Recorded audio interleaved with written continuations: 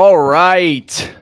Welcome back, ladies and gentlemen. This is David Patrick Harry with Church of the Eternal Logos. And tonight we have a great sponsored stream. Major shout out goes to Jeffrey Ivy for sponsoring tonight's stream, in which we're going to be diving into narcissistic personality disorder. We're going to be covering a whole host of topics. In the opening here, we're going to describe a little bit of what narcissistic personality disorder is. I'm sure most of you guys have heard of narcissism. It's a hot buzzword going around social media, and especially in the red pill sphere. We're talking about dating in the contemporary period. Then we're going to be getting into Sam Vaknin's work. This was a particular request by Jeffrey in regards to Sam Vaknin is a Israeli professor who has written quite a bit concerning narcissism. So we're going to be looking at some of his unique ideas and takes. We're going to be looking at narcissistic love patterns, some of the warning signs you should look out for in regards to getting in romantic relationships with people who have on the spectrum of narcissism, if we will. I want to talk a little bit then about how narcissism is satanic. And I mean this, not saying that if somebody is narcissistic, they are a Satanist, but how the tendencies, the self-devotion, the grandiosity, the perpetual lying, the manipulation, these are attributes which we would often associate to Satan himself. So we're going to be looking at a sort of theological lens, if you will, from an Orthodox perspective concerning narcissism. And then I want to talk a little bit about social media, because there's some interesting parallels with social media and multiple studies in regards to increased narcissism. So then we're going to look at the myth of Narcissus. For those of you who are familiar, Narcissus was the mythological figure who fell in love with his own image. This is actually where the term narcissism comes from. We're looking at that myth. Then we'll be diving into some of Sam Vaknin's work, listening to some of his sections of some of the clips that Jeffrey requested. And then we're going to be getting into, we're going to watch a brief Jordan Peterson video on narcissism. And we're actually going to be getting into an interview with a gentleman named Paul Bernardo. Now, those of you who are Canadian may be familiar with who Paul Bernardo is. He's, I think, the most famous serial killer in Canadian history, who is diagnosed with sort of a narcissistic pathological disorder. And we'll be discussing, we'll be reviewing a interview that was done with him, an interrogation rather, and seeing how manipulative and appealing narcissists can be in regards to sort of defense and sort of describing, deflecting from their behaviors and stuff like that. So that's what we got in store today. It's probably going to be a pretty long stream, so buckle up. I want to thank all you guys for being here. Smash that like if you guys are here. Would greatly appreciate that. Before we get into anything, I want to do a little bit of housekeeping real quick. And I want to say, if anybody would like to support my work, one of the best things you can do is become a website member. A website member, you can do so with this link right here. We got 3 different types of memberships. And I got to say, Jeffrey Ivy is a member at the website. I got to thank you very much, brother, for all the support. You've given me tons of support over the years. And even before the stream started, major thank you. Jeffrey sent in another $100. And he says, thanks, brother, and thanks for the text. Well, thank you, Jeffrey, for sponsoring the stream. Thank you for all your support. Thank you for your generosity. I greatly appreciate it. And so if you'd like to join our group, even AC, he's a member. He's been in some of the premium member groups, so he knows what it's like. God bless you, AC. Hope you and the family are well. If you'd like to join our private Zoom meetings, you can become a premium member. We got fitness meetings the first Mondays of every month. And of course, the basic logo subscription, getting access to an exclusive video library. Also, if anybody would like to sign up for a one-on-one session, you can do so with this link right here. And in this link, go back. This link right here. And you can set up a one-on-one session on any topic you would like. We can dive into it, totally oriented around whatever needs or interests you have. And if you too would like to sponsor a stream, we got a couple more on the horizon here. I think we got 3 more coming up, sponsored streams. But if you would like to sponsor a stream, you can do so with this link right here. I would Greatly appreciate that as well. If you have a great topic, you can reach out and I will respond back to you, and we can kind of discuss what it is the stream that you had in mind. So thank you very much for everybody doing that. Also, if anybody's interested, check out the shop, get you some winter gear, or you could go over to the YouTube channel, and now you can go to the store right here, and you can see we got stuff up at the store for purchase. So check that out if that's something you'd be interested in. Would greatly appreciate all of that. So thank you guys very much. And again, a special thank you goes out to Jeffrey Ivy. We just had an anonymous, another $100 donation over on the Dono chat. It says, may have a question, and that's all that was interested. Well, thank you so much, may have a question. Really appreciate the support, guys. Thank you so much. Really appreciate that. Now, to get into today's topic, I want to begin by saying, what is narcissistic personality disorder? And first of all, this is a spectrum. So this is certainly a mental disorder. It's characterized by patterns of exaggerated self-importance, the need for admiration for other people, diminished empathy towards others, and also not. It often is then take two. It often is accompanied by perpetual lying. And so we can see, again, when we get to the theological discussion, these are attributes that are totally antagonistic to a Christian worldview, where we're called to love, speak truthfully, care, we're communal. All these things are egregious to the narcissist because they need to validate this narcissistic understanding of themselves and this exaggerated self-importance. Oh, AC just gifted 3 COTEL Crew memberships. Oh no, he is a member for 3 months. I'm sorry. And AC just said, when it's expedient in the stream, how to manage the internet pitfalls as a streamer. Yeah, well, we can get into that for sure at some point later. So thank you so much, AC, for all the support, brother. God bless you and the family. So in regards to what is narcissism, often a narcissist, they use and manipulate people for their own benefit. This is a strong tendency, again, in regards to narcissistic people, is that others are not anything other than a tool. A tool to be used for the elevation of oneself. Often this leads, and once we get into especially the romantic side of this, leads to abuse, because abusing others is a way in which narcissists can have control and they are empowered. And so they manipulate in a variety of different ways. We'll see when we get into romantic relationships, this begins often with love bombing, becoming the sort of idealized partner, getting somebody to fall in love with the shared fantasy. And often the narcissist exists in an exaggerated, idealistic understanding of themselves. And so what they're doing through the lies, through the manipulation, through the deceit, is trying to convince others to buy into their shared fantasy. And this is true whether it be a romantic or just a general narcissistic relationship, could be with a friend. But the whole point is that the narcissist is actually in a sort of fantasy idealized world, one about himself. And then when we look at romantic partners, they'll convince the other partner as well that they are an idealized form. And this is going to then account for the way they abuse the romantic partners, because they are sort of the corrective parent trying to elevate their romantic partner to that idealized form that they really know who they are, right? And so this is going to be even tying into social media. You'll see how I connect these here in a few. Narcissists often have a preoccupation, as I said, with ideal fantasies. Now, these fantasies often include themselves, obviously. So fantasies about their potential success, fantasies about having power over others, fantasies about how beautiful or attractive they are to other people. And certainly then when it comes to love, a sort of fantasy of an idealized loving relationship, which is often characterized by a sort of abuse of the other person and a manipulation of the other person to sort of signify their devotion to them by abusing them and allowing the person to put up with that abuse and still try to seek the attention and validation from the narcissist.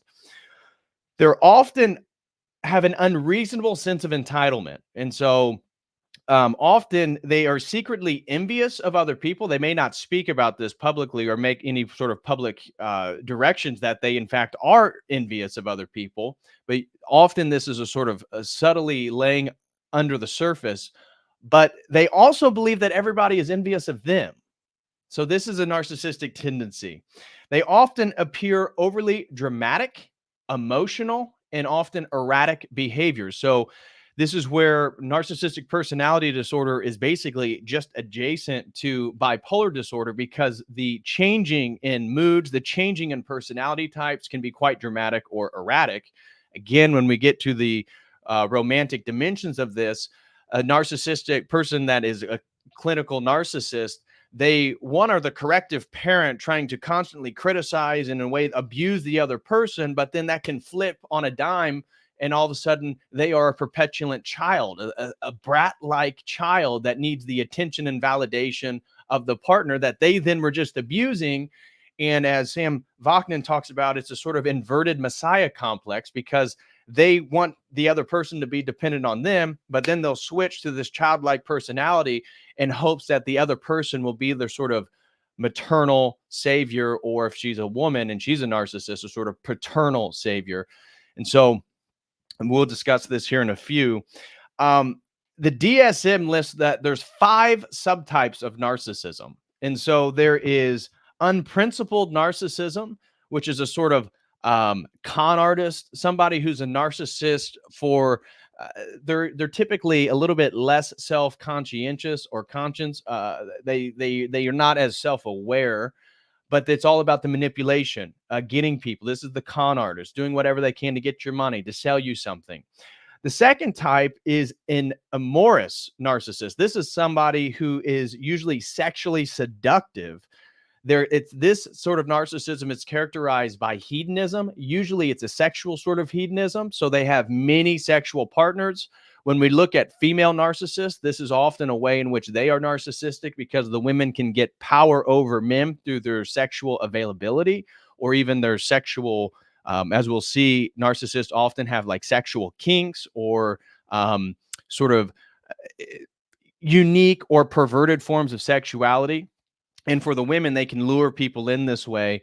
But the amorous narcissist, they tend to not be able to hold long-term relationships. But as we'll see with Sam Vaknin, he actually pushes against some of the general descriptions of narcissism or narcissists regarding the romantic relationships by highlighting that often narcissists will actually find a romantic partner that will at least commit to them for an extended period of time, because it allows for the development of the grandiosity, the shared fantasy, and then building on the narcissistic supply by getting the sex, the attention, the admiration, and then the abuse. So they need somebody to abuse, and they can't have, if they're just having real brief sexual encounters, they're not having people to constantly abuse. Now, in the case of narcissistic women, we could see how they would have multiple sexual partners, all leading them into a sort of shared fantasy that they're going to have a long-term relationship, or she's wife material.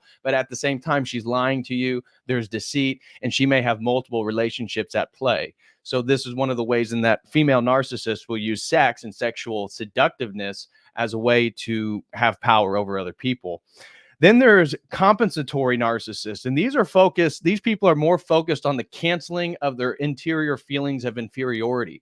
So again, we'll see with all of them, these are inflated understandings of oneself, delusions of grandeur, all types of stuff. But the compensatory narcissist is really focused on alleviating their feelings of inferiority.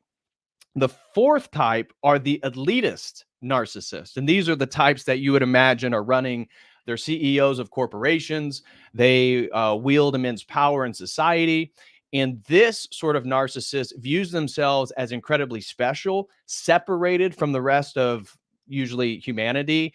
They're part of an elite group. They'll only associate with certain types of people. They may only wear certain types of clothing, this type of thing. They want to then display signals of their elite status. And this then can feed into the desire for other people to admire them, again, the delusions of grandeur and all type of stuff. So the elitist narcissist typically is somewhat competent towards something. So we'll see that competency varies amongst the narcissists. Some people are narcissistic and they're actually not that competent, but they convince people of their sort of hierarchical social status. Other people can be very competent, but they lack total empathy. They'll get their goals at any means possible. And so the fifth category then is what's called normal narcissism. And this is considered the least severe. So the four that we just mentioned: unprincipled, amorous, compensatory, and elitist forms of narcissism are much more severe. Normal narcissism is least severe, and it's then characterized by, again, the stuff that we already highlighted: exaggerated self-importance, diminished empathy, perpetual lying, all this different stuff. So we wanted to begin with that.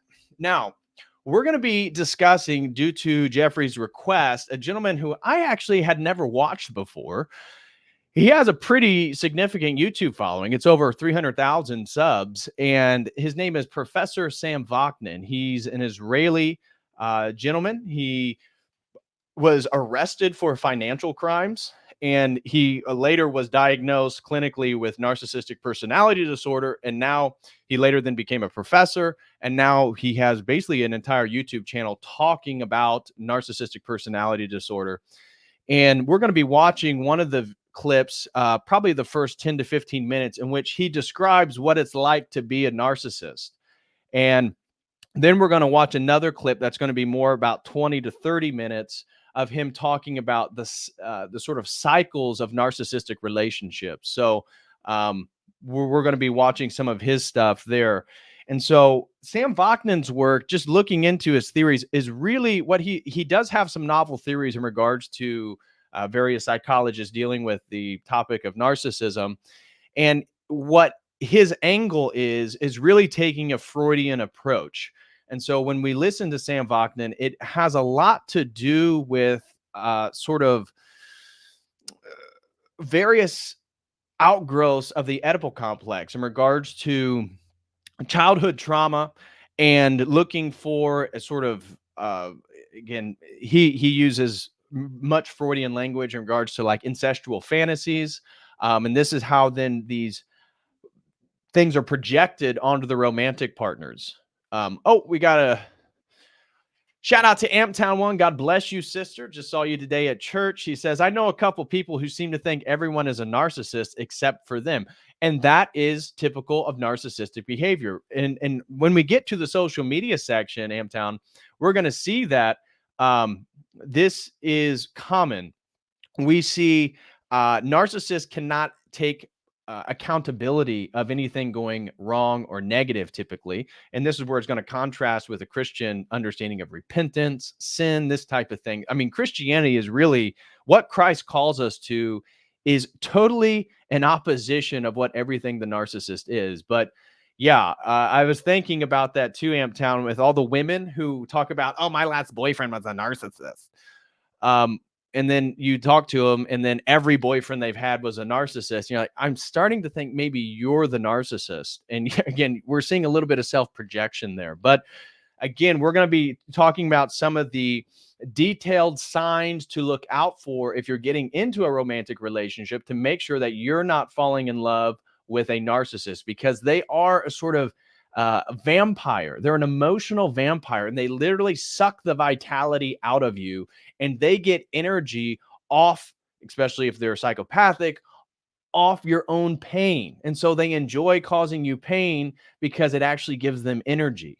So anyways, thank you so much, Amptown. I really appreciate you, sister. God bless. And so Sam Vaknin, he really builds upon Freud's understanding of narcissism. We're going to be looking at, I have the actual, Freud wrote about narcissism, and I have a link for you guys so you can read Freud's words for free if that's something you're interested in. You don't have to go buy a book, but we'll read just a few paragraphs of an overview of what Freud thought about narcissism and how it relates to, again, sort of the Oedipal complex and incestual understandings or sexual dynamics and stuff like that. So Sam Vaknin argues that narcissism is the loss of the true self, and that it's replaced by delusions of grandeur. And they live based on the false self. So he argues that one of the core elements of narcissism is that a narcissist cannot look at themselves for who they truly are. And so what they do is they create a false image. And again, you can already see how social media is going to be impactful and why we're seeing clinical narcissism on the rise, or really all around the world. But obviously, we'll focus on the Western world because the studies we look at, there's one study that I'm going to highlight, really interesting, is they did a study of West and East Germany. Now, those of you who are familiar with the Berlin Wall, East Germany had communism. West Germany had all the accoutrements of Western culture, specifically individualism. And so this article or this study, what they showed, this is an academic study too, they found that narcissism and addiction to social media was much higher in Western Germany than that of Eastern Germany, where, again, because of the remnants of at least communist structures in their culture, that they're more communally oriented. And so our Western individualism is actually something that makes Westerners much more susceptible to narcissism. And we can understand why that would be the case. So Vaknin argues that they view narcissists, romantic partners, as idealized maternal or paternal figures. You can see the Freudian framework right there. And so he argues that it's a sort of sadistic, tough love to compensate for childhood trauma. And he argues, and this is, again, I was just reading some of the literature. There is a general consensus that often narcissistic people did have some type of childhood trauma, but that's not always the case. Not always the case. In fact, narcissism could be fueled as a child by somebody always getting what they wanted. And so, or there can be sorts of childhood trauma in which the narcissist is trying to sort of correct this trauma in a fantasy type of way in which they're constantly projecting these idealized structures onto other people or the world. And so Vaknin argues that what they tend to do, especially after the love bombing, so we'll discuss this in regards to the narcissistic love patterns. The first one is love bombing, but what they do is basically become the ideal partner and give all the affection and stuff to get the other person to fall in love with the shared fantasy of this idealized future. And once they've bought into, the other person has bought into this shared fantasy, they become a sort of sadistic, tough love parent in which they're constantly critical, criticizing, even abusing the other person. And the other person is yearning to get their affection back the way that it was originally. And so they then move from this corrective parental framework to like a spoiled brat. It's almost like a child. This is why narcissistic personality disorder is really just adjacent to bipolar disorder, because they can just flip on an instance and they go from this, again, this critical, corrective, paternal or maternal figure to all of a sudden they're childlike, and you need to satisfy their needs and satiate their needs and their desires. And he argues that what this leads into is a sort of inverted messiah complex, that they become like children with the hope that the partner who's not narcissistic will be their saving mom or their saving father. Okay. And so an important, again, understanding of Sam Vaknin's approach is that of the shared fantasy, as I've already said. So the narcissist, often through the manipulation of their lies, through, again, poetic rhetoric or whatever they want to do, they will lure the other person in who is not narcissistic, because it'd be quite difficult for two narcissists to actually abuse each other to the same degree. However, he does make the point, Sam Vaknin, that there is a sort of narcissism by proxy, that what they do is this shared fantasy. What the narcissist does is they idealize the other person and they describe the person as perfect. You're so beautiful. You're everything I've wanted. Nobody's better than you. You're the best. You're the best. And they get the other person to fall in love with the ideal image that they then have constructed of the other person in their own mind. And then they buy into this shared fantasy, one, the non-narcissistic person, of the idealized version the narcissistic person has of them, but then the idealized future, how great the romance is going to be, how maybe it's a promise of family, or career or the house they're going to get together, whatever it may be. Again, with never the intentions of actually providing these things, but it's all sort of a total manipulation to get people to buy into the shared fantasy. And we talked a bit, again, when we were talking previously on insane asylums, I talked about psychopathy, and this has to do with the inability to actually perceive reality, but rather live in a fantasy. And we're seeing the exact same thing with the narcissist. The narcissists live inside a fantastic, idealized world that is constructed by them. That's one reason why they're in power of it. And then the goal is to get other people to believe into their idealized fantasy. This is how they lure people into the narcissistic delusion. So they are emotional vampires. They get energy from sucking the vitality and the emotional energy out of you. This is why, again, being in a relationship, a romantic relationship with an actual narcissist is incredibly detrimental to your own mental health. And this leads into, as he said, the sort of narcissism by proxy, because the narcissist creates such an idealized image of the other partner who's non-narcissistic that the non-narcissistic person falls in love with the image who the narcissist thinks that they should be. And this is one of the ways they keep them intact, is to get them to fall in love with their idealized version, and that gives them power. Because if the non-narcissistic person wants to maintain the sort of false image of who they are, well, they have to be with the narcissist, because it's the narcissist who has constructed the idealized version of the other person. You see how that works? So when we get to social media, I think there's a relationship there.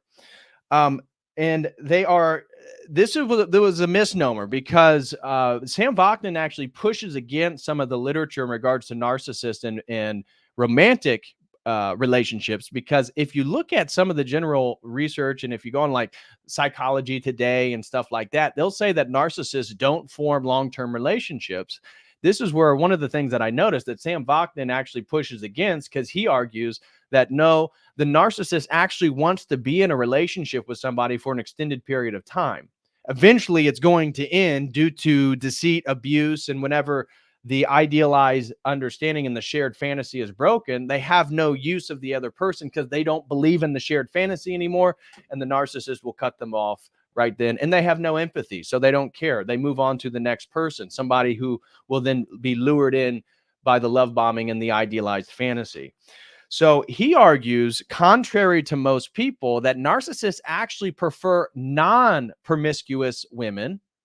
If you look at some of the literature, they'll say, well, narcissists, they want a promiscuous woman that they can have, brief sexual encounters with. Sam Vaknin says, well, that's true for psychopaths. So narcissistic psychopathy, when you're a psychopath, yes, you actually do want these brief relationships of sexual pleasure, but the majority of narcissists actually need a person to be there for an extended period of time so that they can get their narcissistic supply of admiration, the development of their grandiosity, and then the minimalizing of the other person and abusing them over and over and over. So you can't do that if you only have a one-night stand. You can't do that.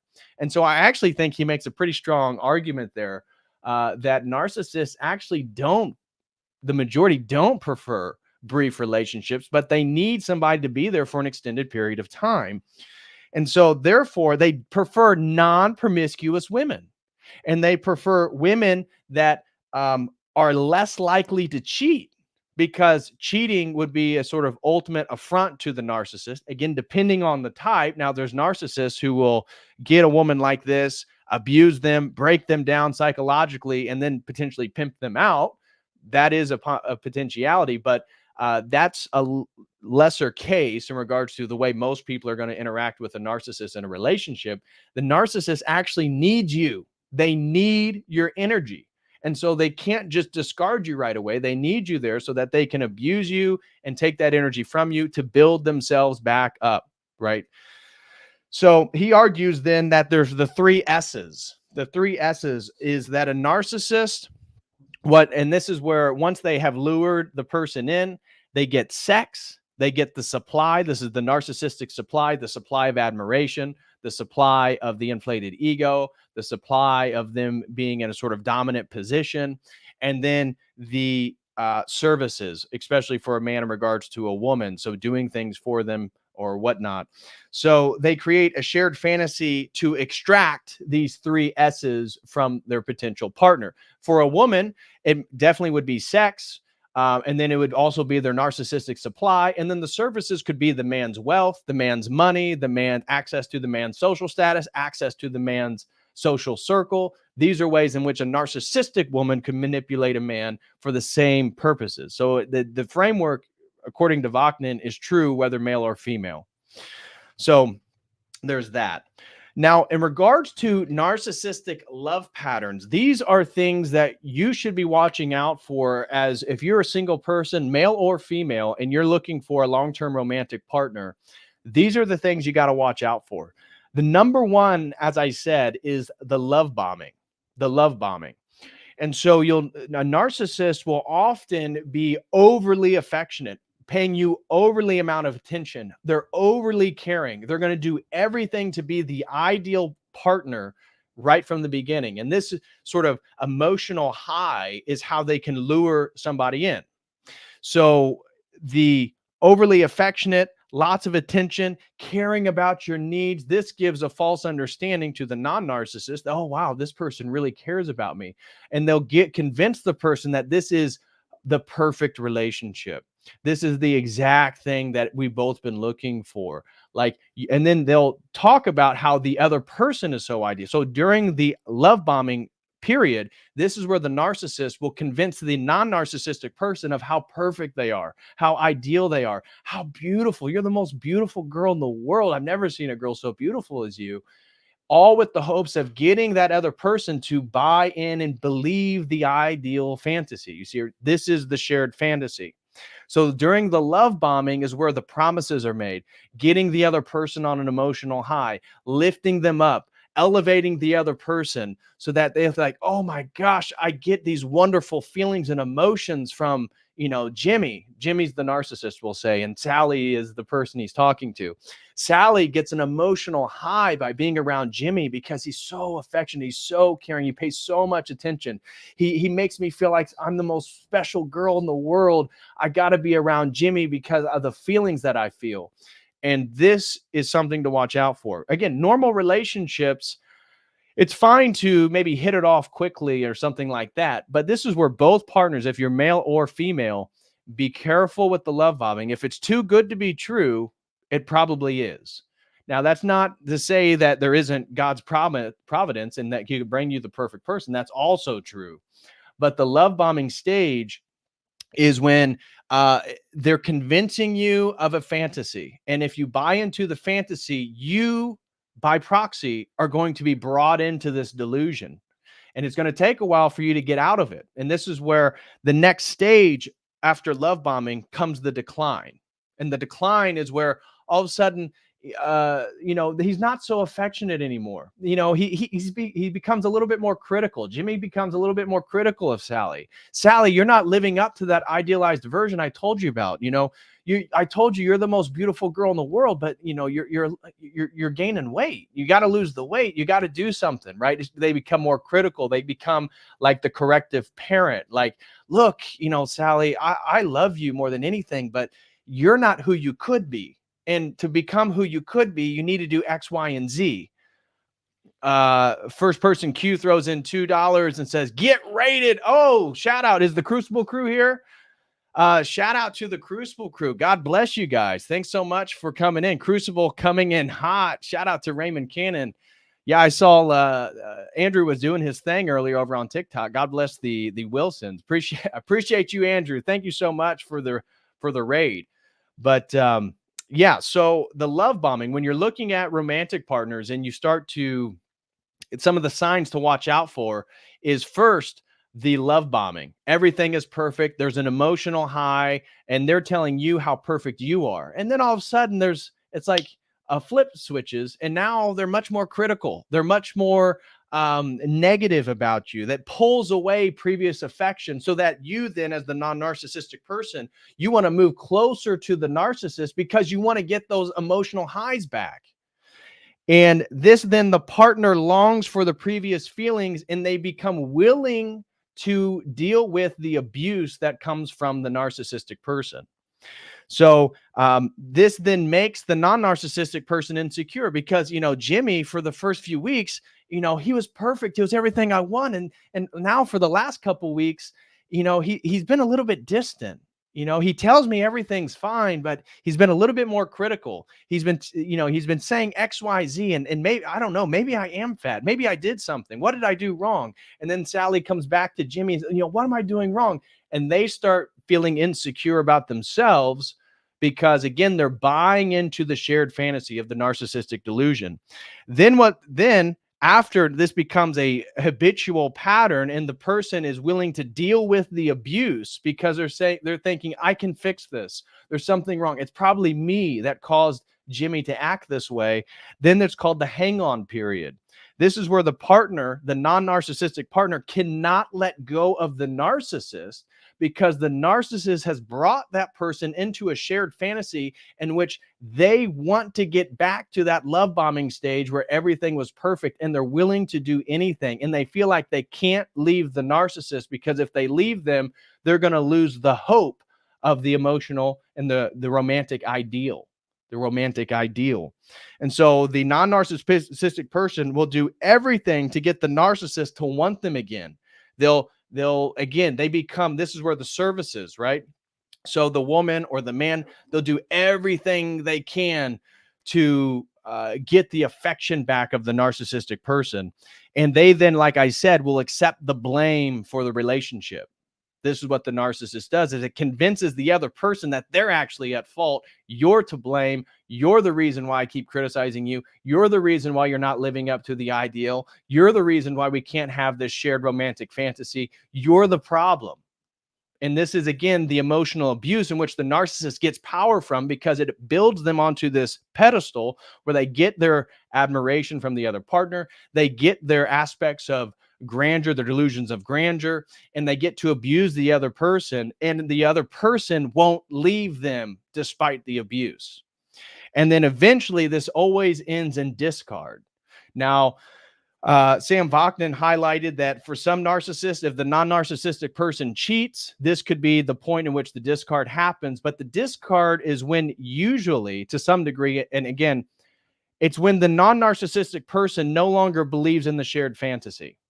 So the shared fantasy of the future, the shared idealized world that the narcissist has constructed, once that other person has been brought in, and once they have stepped out of it, they really can't be brought back in again because they see the game. They see what's going on. They no longer believe in the shared future fantasy that the narcissist has painted. And so the narcissist will then, it just end it. And he or she has no interest. And I'm sure men who have dealt with narcissistic women have seen this, that once you no longer are of use, or once you no longer believe the hope that they have painted for you, it ends immediately because they have no use for you because they can't extract the emotional capital which fuels and charges them. And so the discard is that the narcissist no longer needs the partner at all for their emotional fulfillment. And most likely at this point in the relationship, the narcissist has already developed or has been working on somebody else. So it could be love bombing, again, luring another person into the shared fantasy. And if you've already stepped out of the shared fantasy, well, they're luring another person into the shared fantasy, and they have no interest, no empathy. They don't care about your emotions. They don't care about any promises because it's all about emotional manipulation. Now, when we start looking at narcissism from a theological lens, I think this is really interesting because, as I said, the narcissist is actually satanic. And I don't mean that if you know somebody who's a narcissist that they worship Satan. Some people are narcissists and they don't even know about it. Some people are sort of aware of their continual manipulation of other people. But if we look at the characteristics associated with the narcissistic personality disorder, you can't help but then notice how they're all related to dimensions of Satan himself. Like, again, exaggerated self-importance, the desire to be admired. Lucifer was the most beautiful of God's angels, and he took a third of the angelic hierarchy with him. Those are who became demons because they gave him that admiration. They gave him that level of grandeur. Now, he wants to be worshiped as a god, Lucifer, right? This is how he falls into Satan. And Christ calls us to the exact opposite, right? A narcissist is a perpetual liar. And scripture is quite clear that Satan is the father of lies. And so, what Christ calls us to as Christians is almost the exact opposite of a narcissist. Christ calls us to be servants. First of all, a narcissist does not serve other people. He can't. He or she cannot serve other people. They're only interested in their own desires. Christ says, the lowly shall be elevated, the last will be first, the humble are the strongest, right? We need to humble ourselves. It's through humility we become closer to God. Well, the narcissist cannot humble themselves. They have an inability for humility. That is seen as a sort of a threat to their idealized understanding of themselves. And therefore, because they can't serve, they can't really belong to a community. And this is why narcissists, especially when they get in relationships, will often isolate the person from their family, because they don't want other people to be able to pull that person out of the shared fantasy, again, the web of lies, the idealized false future. Well, that is manipulative. That is evil. That is something in which Christ tells us to do the exact opposite. We're not to live in a fantasy world as Christians. We're to live in the real world. And therefore we serve. When you see the homeless person on the street, you help. You help people in need. Christ calls us to be empathetic. The narcissist has an inability to be empathetic towards people. So Christ calls us to love others. This is where a narcissist actually can never truly love you. They can only love the idealized version they've constructed of you, and they try to get you to fall in love with that idealized version, where Christ tells us to love people as they are, right? We aren't perfect. That is quite clear within our Christian fundament, our Christian framework. As Orthodox, we are sinners, and we still love the other person. This is a mature romantic relationship, is that they're not perfect. They're not, again, everything that you could idealize, but you love them anyways. That's what true love is, the way in which God loves us despite our continual transgression against him. So Christ calls us to serve. Christ calls us to love others. Christ calls us to care for the needy and the needs of other people. A narcissist can't do that, including their own children. This is what's so sad, is that a narcissist will rather break up a nuclear family, destroy a family, rather than humble themselves or care about the interests of other people before theirs. And I have to say, when we start looking at the red pill community and some of the, again, the tendencies of modern women to initiate divorce, this is a form of narcissistic behavior. These women are filing for divorces for literally the most insignificant reason. Now, obviously, not for all cases. Anybody's watching, yes, there's, I'm not saying that all women who get a divorce are narcissists. No, that's not what I'm saying.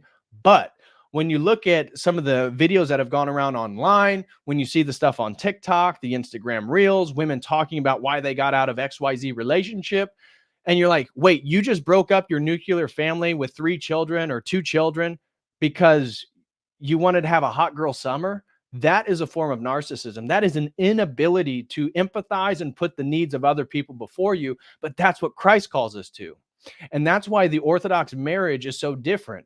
Western marriage, everybody knows about the exchanging of vows and placing the rings on the finger. That's only the first half of the marriage ceremony in Orthodoxy. The second half of the ceremony is when they put the king and queen crowns on. These are symbolic of the crown of thorns of Christ, and the idea that we're going to martyr ourselves to the other person. So when you get married in an Orthodox ceremony, you are making an agreement before Christ, before God, that you will die to your own will to serve the other person. Your body is theirs. Your talents are theirs. You are there to serve the other person, the man to the woman and the woman to the man, right? That's explicit. And there's a traditional correct understanding of male and female relationships, dynamics, and roles within that marriage. But the whole point and what makes it last is that it's all about service to the other person and putting the other person before you. The narcissist literally cannot do that. And so a narcissist literally cannot love you. They only love the idealized image, and the goal is to get you to love the same idealized image. Again, and this is where the myth of Narcissus, when we get into it, Narcissus, again, he's the the mythological figure who falls in love with his own image. The narcissist is in love with his own image, and he's trying to get you to do the exact same thing. That's why you want to be very careful about getting in a relationship with a narcissist. Another thing is truthfulness. Christ and Christianity calls us to speak truth exoterically as possible, right? We don't believe in esoteric traditions. This is the difference between, oh, I'm an esoteric Christian. What are you talking about? Esoteric Christianity. Esotericism is built on the presupposition of acquiescing secretive knowledge, secretive practices, something that is going to empower you over other people. That's why the non-initiated cannot have it and the initiated can. Now, in Orthodoxy, we do have this division between those initiated and not initiated in regards to those who can take the Eucharist and those who cannot take the Eucharist. But that is not secret. That is out in public. It's exoteric. And Christ calls us to speak truth as exoterically as possible. That means we are called to speak truth out loud publicly to the best degree that we can. The narcissist can't do that. The narcissist is a perpetual liar. The truth is actually threatening to them because it threatens the shared fantasy they're trying to enwrap everybody into. So again, Christ calls us to something very different. Community. A narcissist is not going to be central to a community because a narcissist can't build strong relationships with other people. Therefore, all relationships with a narcissist are abusive to one degree or another, and it's just the degree of the non-narcissistic person of how much abuse they can take in regards to their relationship to the narcissist.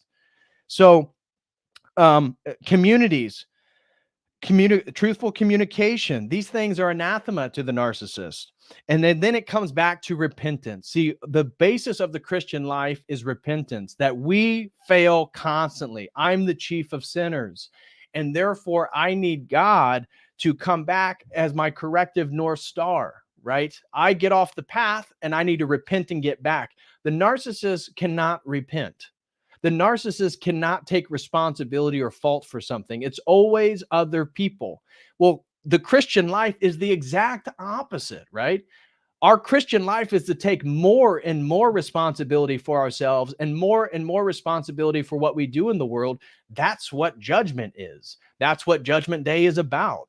And so the narcissist is, again, anathematized to the idea that they're going to be able to repent to the ways in which they are. That's not going to be conducive to a narcissist. Therefore, narcissists embody the traits associated with Satan. It ends in total isolation. Narcissists always want to isolate you from other people, or they only want to bring you into a group of other people, which they have, again, co-opted into a shared fantasy. So all these people sort of believe the web of lies that the narcissist has constructed. Well, this is isolating because true communion, true communication, and true communities are built on love and honesty. And the narcissist can't do that. Therefore, he's emblematic as a recapitulation of the Luciferian fall. The narcissist is Lucifer falling as Satan because he can only see himself, and it's all about his own will, and it's all about the isolation of other people so that you can gain dominance over them. Same thing that Satan does to us. So there's no honest intimacy. And a narcissist will never let you into the interiority of themselves to know who they really are, because then you would see that the game is up. You would see that the shared fantasy and the idealized projection of who they are and who they say you are is a total fraud. They can't let that happen. And therefore, the narcissist they're reluctant to engage in truth, because truth is a light that sheds, that exposes the shadows in which they're operating behind.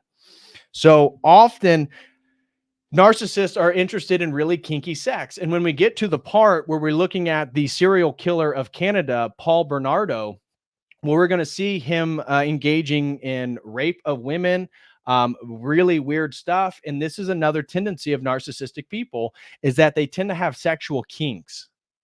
They tend to have sexual fantasies and sexual stuff that is a little bit perverted.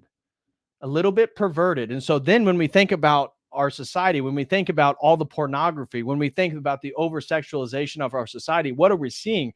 We're seeing people in a way being lured into a desire and a worshiping of their own sensual pleasures. It's getting back to a sort of hedonism, that amorous narcissist.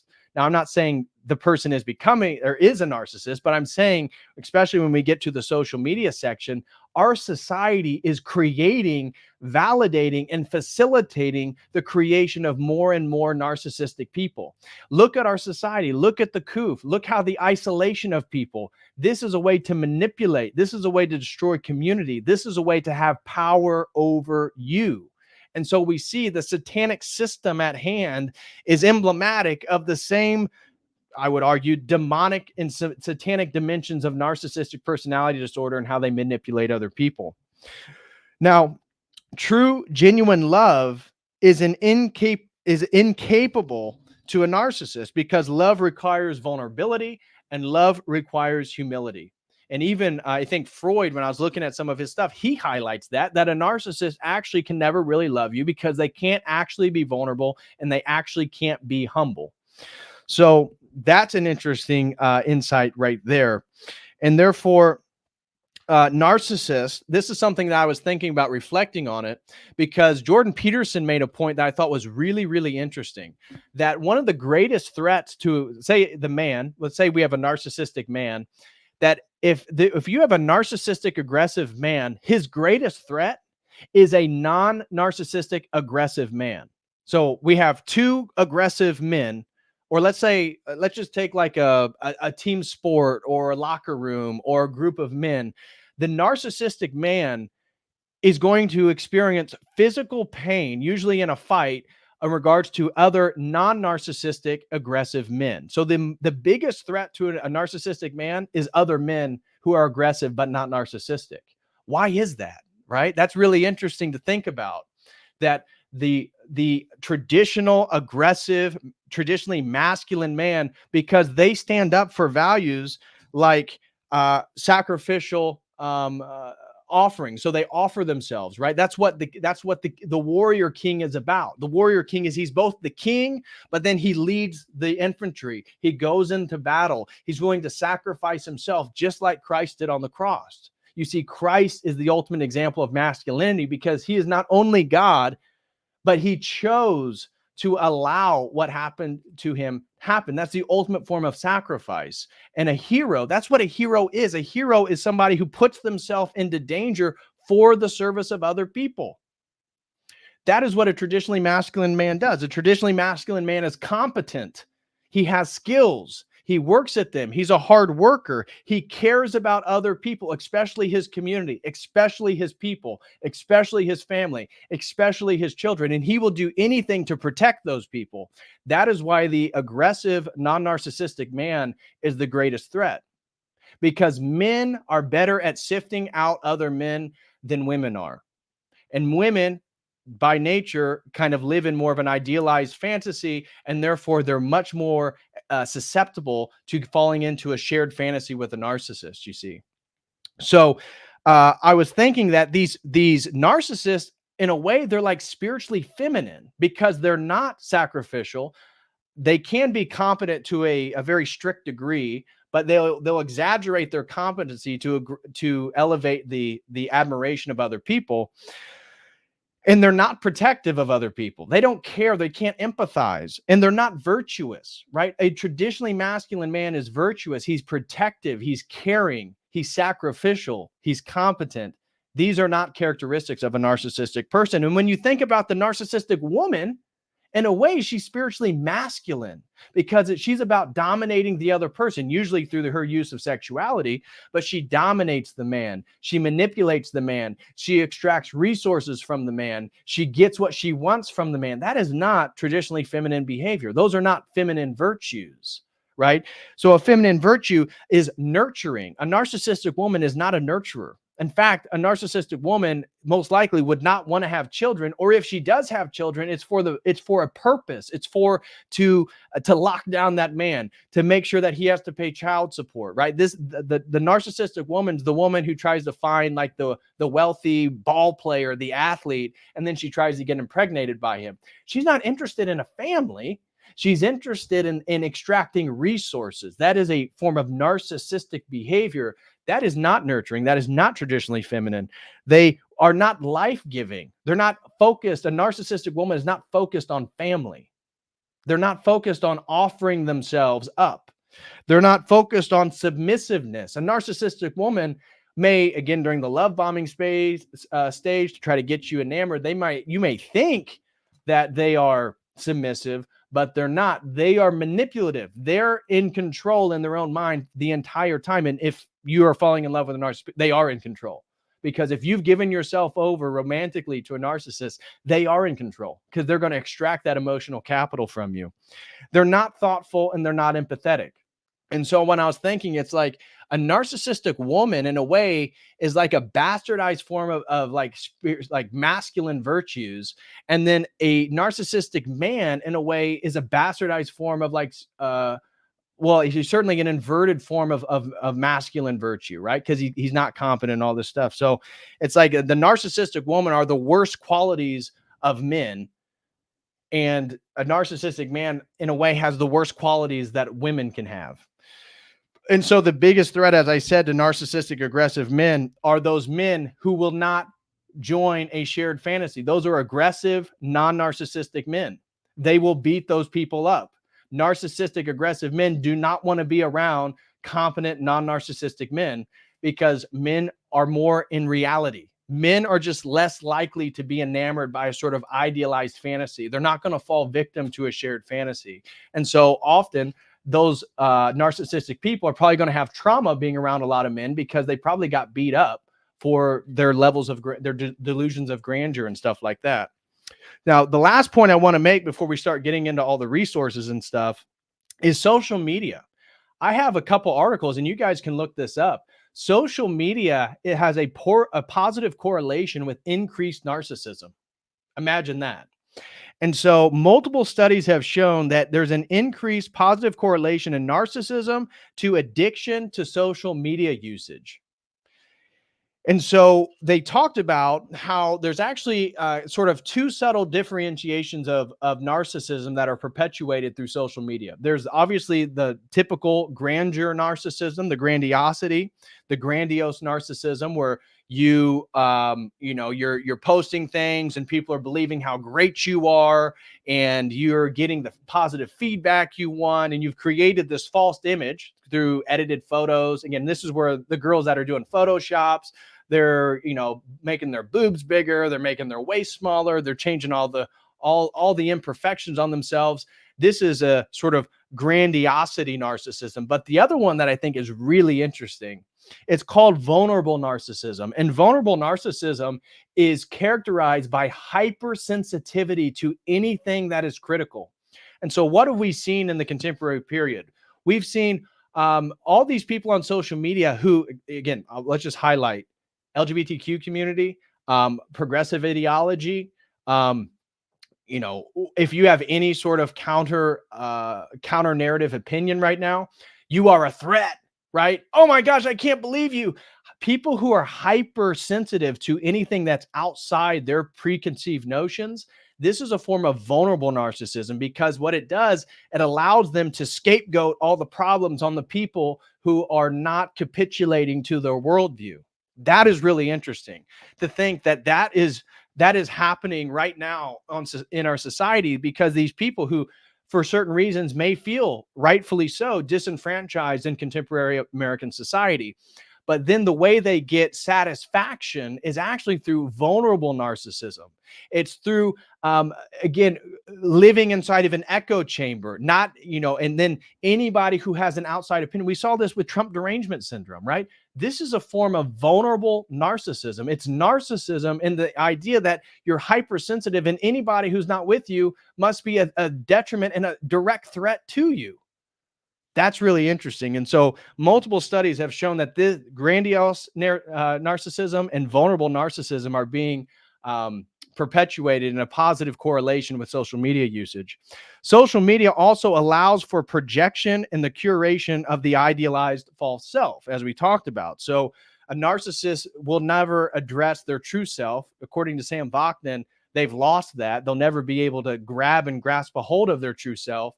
And therefore, the constructed false image of who they want everybody to perceive that they are, this can be accelerated through social media. Things like Instagram, things like Twitter, any sort of social media outlet, they can get these positive positive feedback loops that correlate to the elevation of the false ideal. The false ideal, because as their false image is elevated and more people believe it, the more power they have, because in a way, that's entrapping people into the shared fantasy. You see what I'm saying? So there's a positive correlation with social media posting in addiction to likes, right? So how many articles have you guys read or seen about these young people who are addicted to getting likes? And we see it, right? The girls that post the inspirational quote and they're sitting there in their bathing suit, right? Oh my gosh, you know, life is tough, shine like the sun. And then they're like bent over and they got their butt and they're like, look, what does that have? That is a form of narcissism. And what it is it's a positive correlation that this person has such a actual low self-esteem that they've concocted, usually due to, again, if we're talking about narcissistic women, it's because maybe they're physically beautiful, but really deep down, they have such a low self-esteem that they need that positive feedback loop, that positive feedback loop by getting likes, by, you know, showing their butt, doing whatever. So very interesting stuff. And this, then they show that echo chambers aid in this positive feedback loop because it minimizes any negative feedback.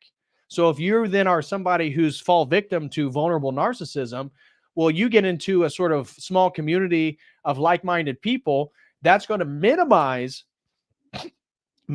any negative feedback, and it's going to increase positive feedback. So one, you can become more addicted to positive interactions and feedback, and you have way less likely to have negative feedback. Again, look at the siloing of social media, even Twitter, right? Freedom of speech, not freedom of reach. This is keeping people siloed in their own little small communities. This is not good for people's mental health. It only, again, perpetuates narcissistic tendencies in people. And so this is something that I wanted to highlight. So I mentioned earlier that Sam Vaknin discussed how the narcissist creates the idealized version of the non-narcissist to get the non-narcissist partner in a romantic relationship to fall in love with that. Well, check this out. In a way, now I know this is a bit of a stretch, but in a way, the social media companies are holding the hall of mirrors that is feeding the narcissistic supply. So Sam Vaknin highlighted that the narcissist will get the other person to fall in love with the image of who they say they could be or who they think they are. And therefore, in a sort of narcissism by proxy, the non-narcissistic person becomes enamored with the perfect idealized image the narcissist says that they are. Think about social media. Social media companies are allowing people to elevate these false images, these false selves, and therefore fall deeper and deeper and deeper into their own narcissism. It's like the social media companies are the narcissistic partner in a romantic relationship, allowing for the halls of mirrors of false image so that other people can fall in. So again, the people who are projecting the false image can fall in love with it. And so social engineering is highly efficacious on these narcissistic individuals, because whatever the social media companies are putting forth, hey, post your black square. I saw the latest one is posting a blue square to show your support for Israel. Well, I better hurry and post that. I better hurry and post it to show that I'm part of the thing. And then you get the likes, then you get the positive feedback. And so social media has created an ecosystem of people creating false images of themselves that they can then reify by going along with the social engineering and the social programming, just like a narcissist would do by getting you to fall in love with their shared fantasy. And so the social media companies aid in what's called the narcissism contagion, or what I'm calling it. Because if you're around a narcissist and you start to fall in love with your own idealized version of yourself, you're becoming a narcissist. And so social media, like I said, and I proved it, or I showed articles in my previous stream on insane asylums, mental illness is contagious, especially negative forms of mental illness, right? I highlighted in that previous stream that there's articles, academic articles showing studies where happiness is not a contagion, right? So somebody who's depressed and somebody who's happy can be right next to each other or be in a community. They did this studying college dorms, that happiness isn't necessarily contagious to the other person. However, negative signs of depression, whatever it may be, the negative correlates actually are contagious. And so negative mental hygiene is contagious. And I would argue that social media companies then are aiding in the narcissism contagion, and they are in a way the narcissistic abuser in romantic relationships. So I'll throw that out there. You guys can do with it what you will, but I thought it was an interesting idea. So now I have tons of stuff. So smash that like. Thank you all so much for being here. Truly appreciate you guys. Let me see if we had any super chats that came in. Okay. No, it looks like we are up to date. Yeah, we're up on all the super chats. So guys, I just want to say, smash that like. If anybody wants to show some love, please super chat using the Streamlabs or the Dono chat link.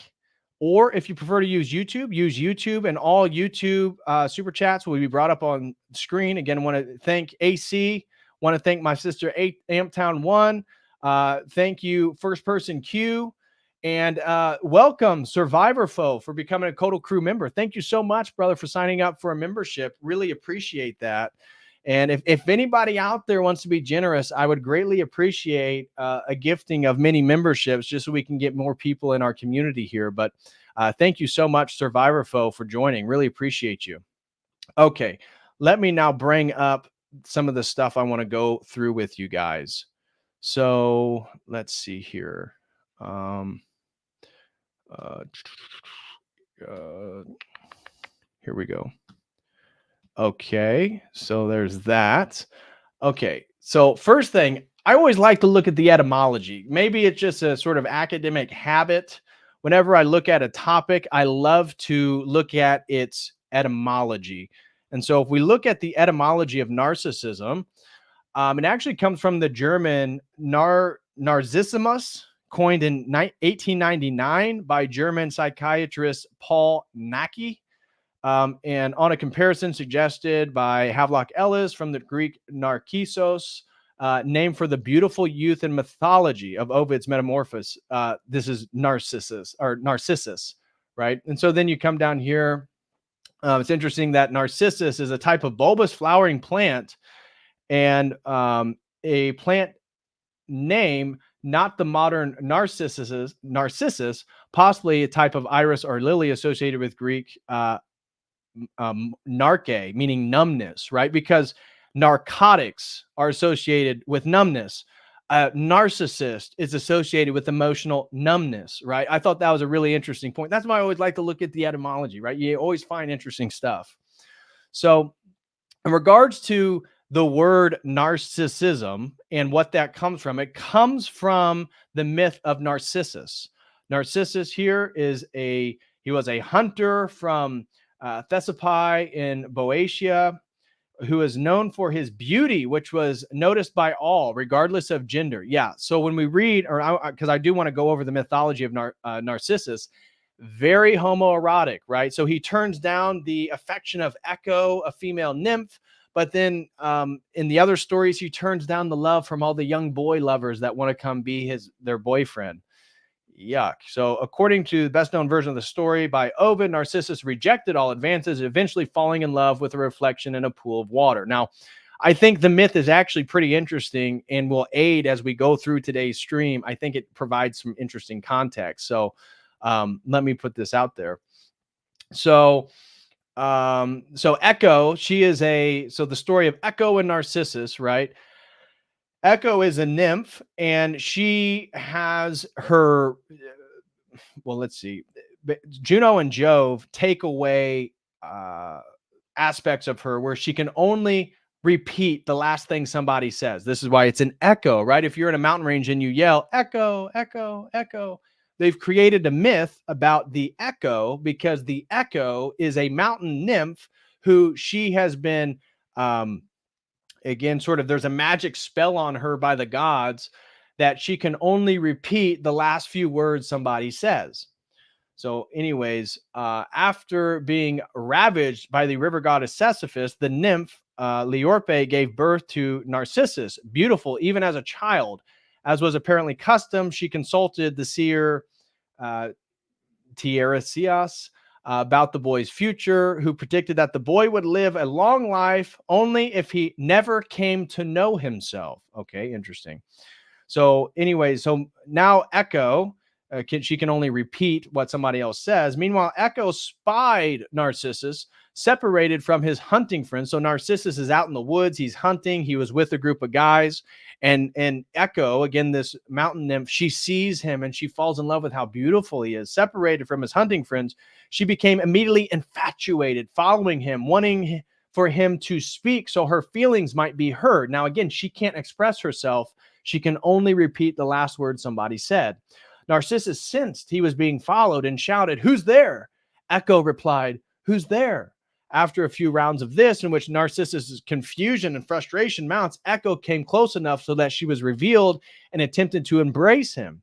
Horrified, he stepped back and told her to keep her chains. Echo was heartbroken, and she wasted away, losing her body amidst the lonely glens until nothing but her chaste verbal ability remained of her. So again, the idea of echoes that exist, this is the only thing that remains of this poor mountain nymph.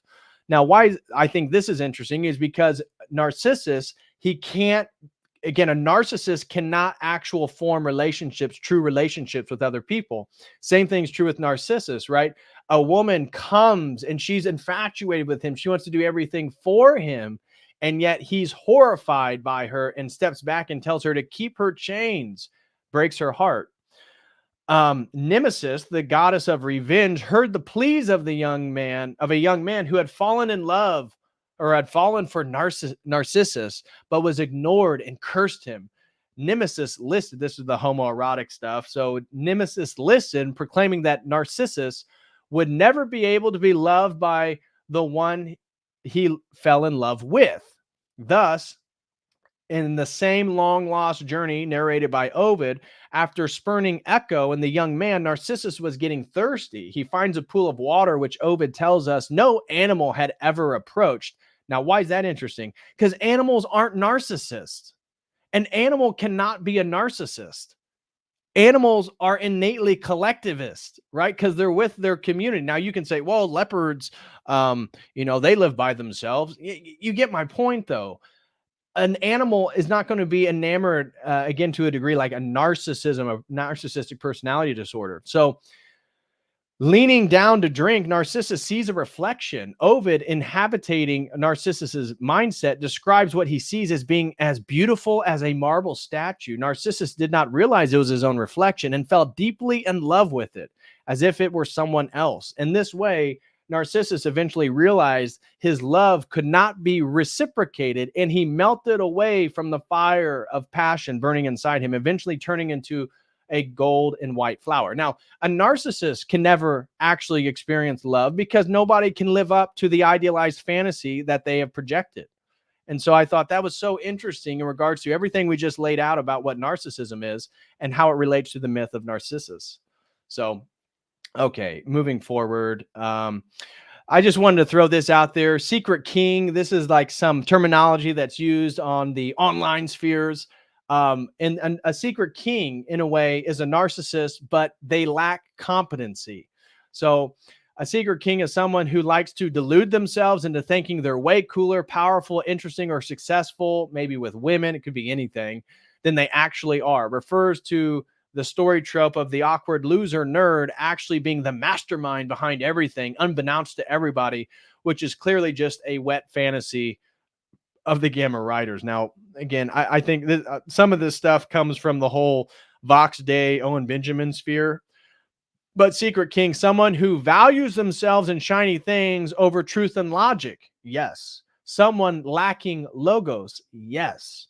Most likely into self-sodomy and picking up nickels in cornfields. So we'll leave that there. I just wanted to throw that's pretty interesting. So here's an article on the mechanics of narcissism. And so I want to dive into Sam Vaknin's stuff. This is him describing himself as a narcissist. But Sam Vaknin, like I said, he's an Israeli writer. This was requested by Jeffrey to go over some of his stuff. And so he runs a private website about narcissistic personality disorder. Now, he was in Israel in 1995 and was found guilty on 3 counts of securities fraud, along with 2 other men. he was sentenced to 18 months imprisonment and fined 50,000 shekels, while the company was fined 100,000 shekels. In 1996, as a condition of parole, he agreed to a mental health evaluation, which noted various personality disorders. According to Vachnin, I was borderline schizoid, but the most dominant was narcissistic personality disorder. And on this occasion, he accepted the diagnosis because he wrote, "It was a relief to know what I had." So now you go down here and you look at his views on narcissism, and this is what Jeffrey was interested in, wanted me to cover today. So I just want to read, so you get his framework, and you're going to see why it's very Freudian here in a second. So he's a prolific online presence writing on narcissism and psychopathy. His views have been solicited by the media. In his views, narcissists have lost their true self, as I highlighted, the core of their personality, which has been replaced by delusions of grandeur, a false self. Therefore, he believes they cannot be healed because they do not exist as real persons, only as reflections. The false self replaces the narcissist's true self and is intended to shield him from hurt and narcissistic injury by self-imputing omnipotence.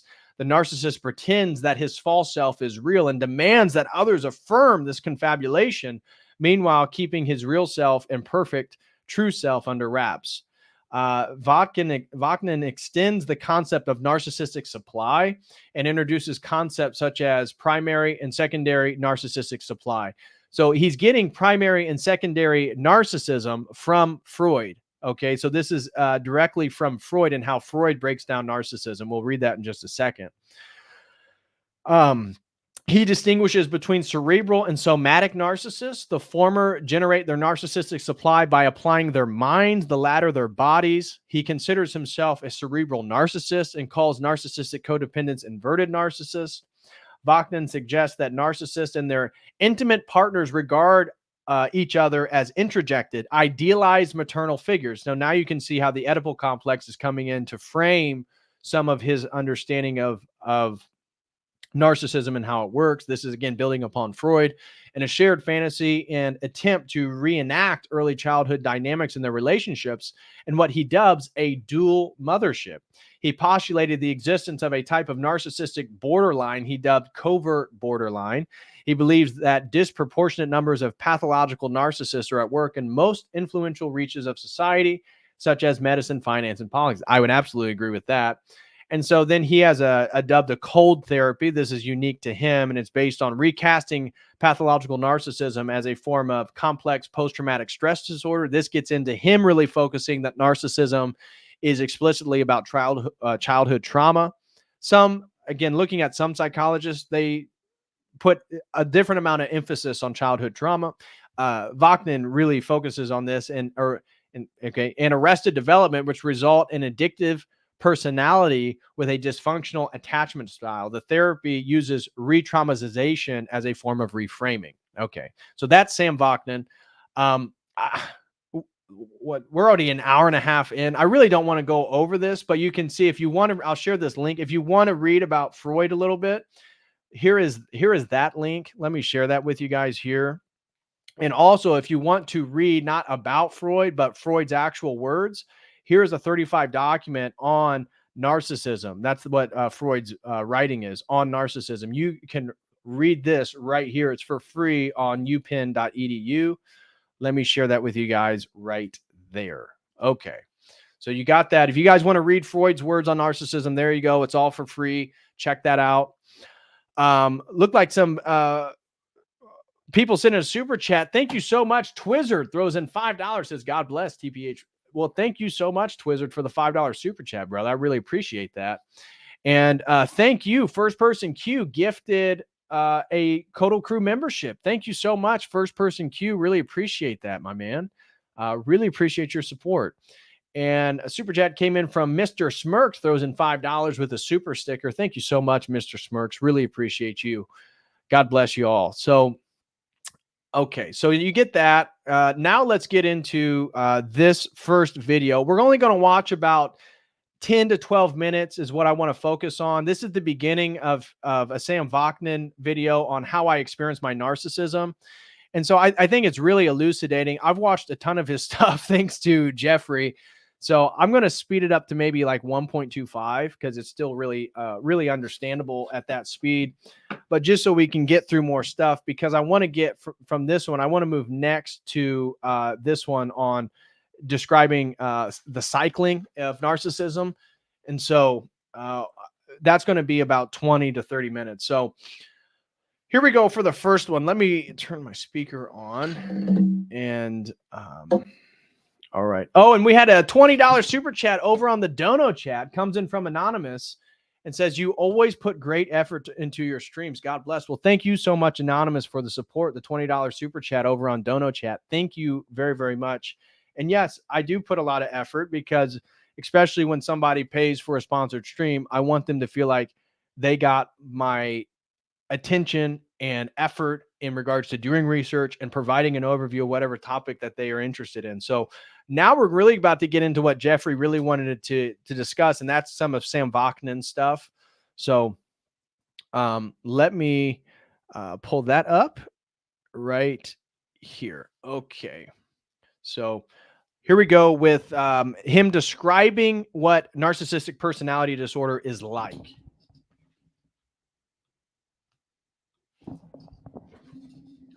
I know, your day is not complete without a second video by Sam Vaknin, the author of Malignant Self-Love and the author of Narcissism Revisited, and a professor of psychology, and never mind, Hansen, we'll leave it aside. Now, there's one big difference between me and Adolf Hitler. I do not have a mustache, he did. But both of us use the same phrase, the same sentence to describe ourselves. You see, Adolf Hitler used to say, my mind is like a calculating machine. And so do I. I always think of myself as a machine. I say to myself things like... And I wanted to highlight that, again, in regards to an Orthodox perspective, where we focus on personhood, made in the image of God, right? But somebody who's narcissistic, at least the way Sam Vaknin is describing himself, he views himself as a robot, something detached, something without emotion, something lacking human essence. And I think that's a really interesting point, again, when we tie in narcissism as a form of satanic behavior. Things like, you have an amazing brain, or you're not functioning today, your efficiency is low. I measure things. I constantly compare performance. I'm acutely aware of time and how I use time, how it's utilized. It's like there is a meter in my head, and this meter ticks and talks, metronome of self-reproach and grandiose assertions. I talk to myself in the third person singular, one step removed, detached, all very scientific and impressive. It lends objectivity and credibility to what I think, as though what I think is coming from an external source, from someone else. And my self-esteem is actually so low that in order to be trusted, I have to disguise myself, to hide myself from myself. It is a pernicious and all-pervasive art of unbeing, not being. I like to think of myself in terms of robots, robotics, or automata. I mean, automaton. There is something so aesthetically compelling in the precision of machines, in the impartiality of devices, in their harmonious embodiment of the abstract. Machines are so powerful and yet so emotionless. They're so invulnerable. They're not prone to be hurting weaklings like I am. Machines don't bleed like I constantly do deep inside. We got a super chat that just came in. Shout out to Orthodox Boomer Grandma, throws in $20. Thank you so much, Alexandria. Really appreciate you. She says, thank you, DPH. Please ask folks to pray for unionofallicons.com. We need an apprentice. Lord willing, he will send a young Orthodox guide to learn all aspects of making mounted print icons. Thank you. Well, absolutely, Alexandria. And anybody watching this stream right now or in the future, if you would be interested in potentially being an apprentice, go to unionofallicons.com, or you can reach out to me and I will get you hooked up with Alexandria. But they could definitely use the help. But if that's something you're interested in, reach out and I'm sure we can make that connection, and maybe you guys can make your way over to the communist state known as California and potentially be an apprentice with them and do good work. So thank you so much, Alexandria. Really appreciate you. All right, moving forward. Often I find myself agonizing over the destruction of a laptop in a movie, as its owner is blown to smithereens as well. Machines are my family, my folk, my kin. They allow me the tranquil luxury of unbeing on the one hand and becoming through them. I become through machines. And then there is, of course, data. My childhood dream of unlimited access to information has come true, and I'm the happiest person on earth for it. I have been blessed by the internet. Information was power, and not only figuratively when I was growing up. Information took me out of the slum where I was born and into the big, bright, shining, sparkling, glittering, glamorous world. It was knowledge, erudition, learning that extracted me from the hopelessness and dead-endedness of my childhood and the horrible life-threatening abuse that I've endured for 12 years. Information was the dream. Knowledge was the dream. Reality was the surrealistic nightmare that I woke to every morning. I was woke, but I was woke to a nightmare. I had taken my red pill long before anyone had dreamed of the Matrix. My knowledge was my flying info carpet. It took me away from the slums of my childhood, from the atavistic social milieu of my adolescence, from the sweat, from the stench of the army, and into the perfumed existence of international finance and media exposure. So I love knowledge. I love books. I love information. Even in the darkness of my deepest valleys, I was not afraid. I carried with me my metal constitution, my robotic countenance, my superhuman knowledge, my inner timekeeper, my theory of morality and my very own divinity. I carried with me my false self. When women left me, and they all did, I discovered the hollowness, the emptiness, the void of it all. It was in those times that I experienced my true self consciously in a process of mortification. It was a void I discovered. I don't exist. Annulment, a gaping abyss, almost audible abyss, hellish, iron fist gripping where my heart should have been, tearing my chest apart, and there's nothing there. It was horror. Mortification was horror. It was transubstantiation of my blood and flesh into something primordial and screaming.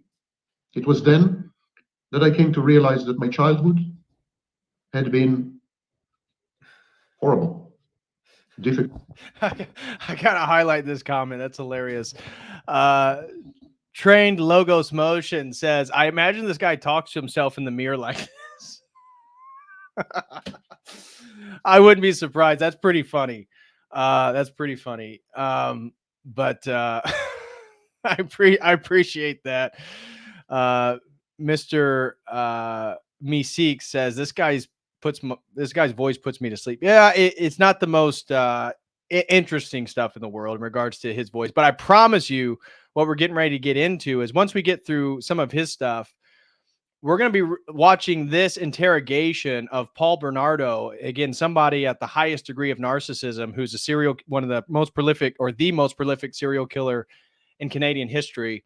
And it's fascinating to watch how he can manipulate people through words. So that, I'm telling you guys, you want to see. That is fascinating. We're going to get into that in just a few. But before, again, Jeffrey wanted to really focus on the work of Sam Bachman. We're going to watch a little bit more of this and then of some of this one. I'm going to share the links to these two.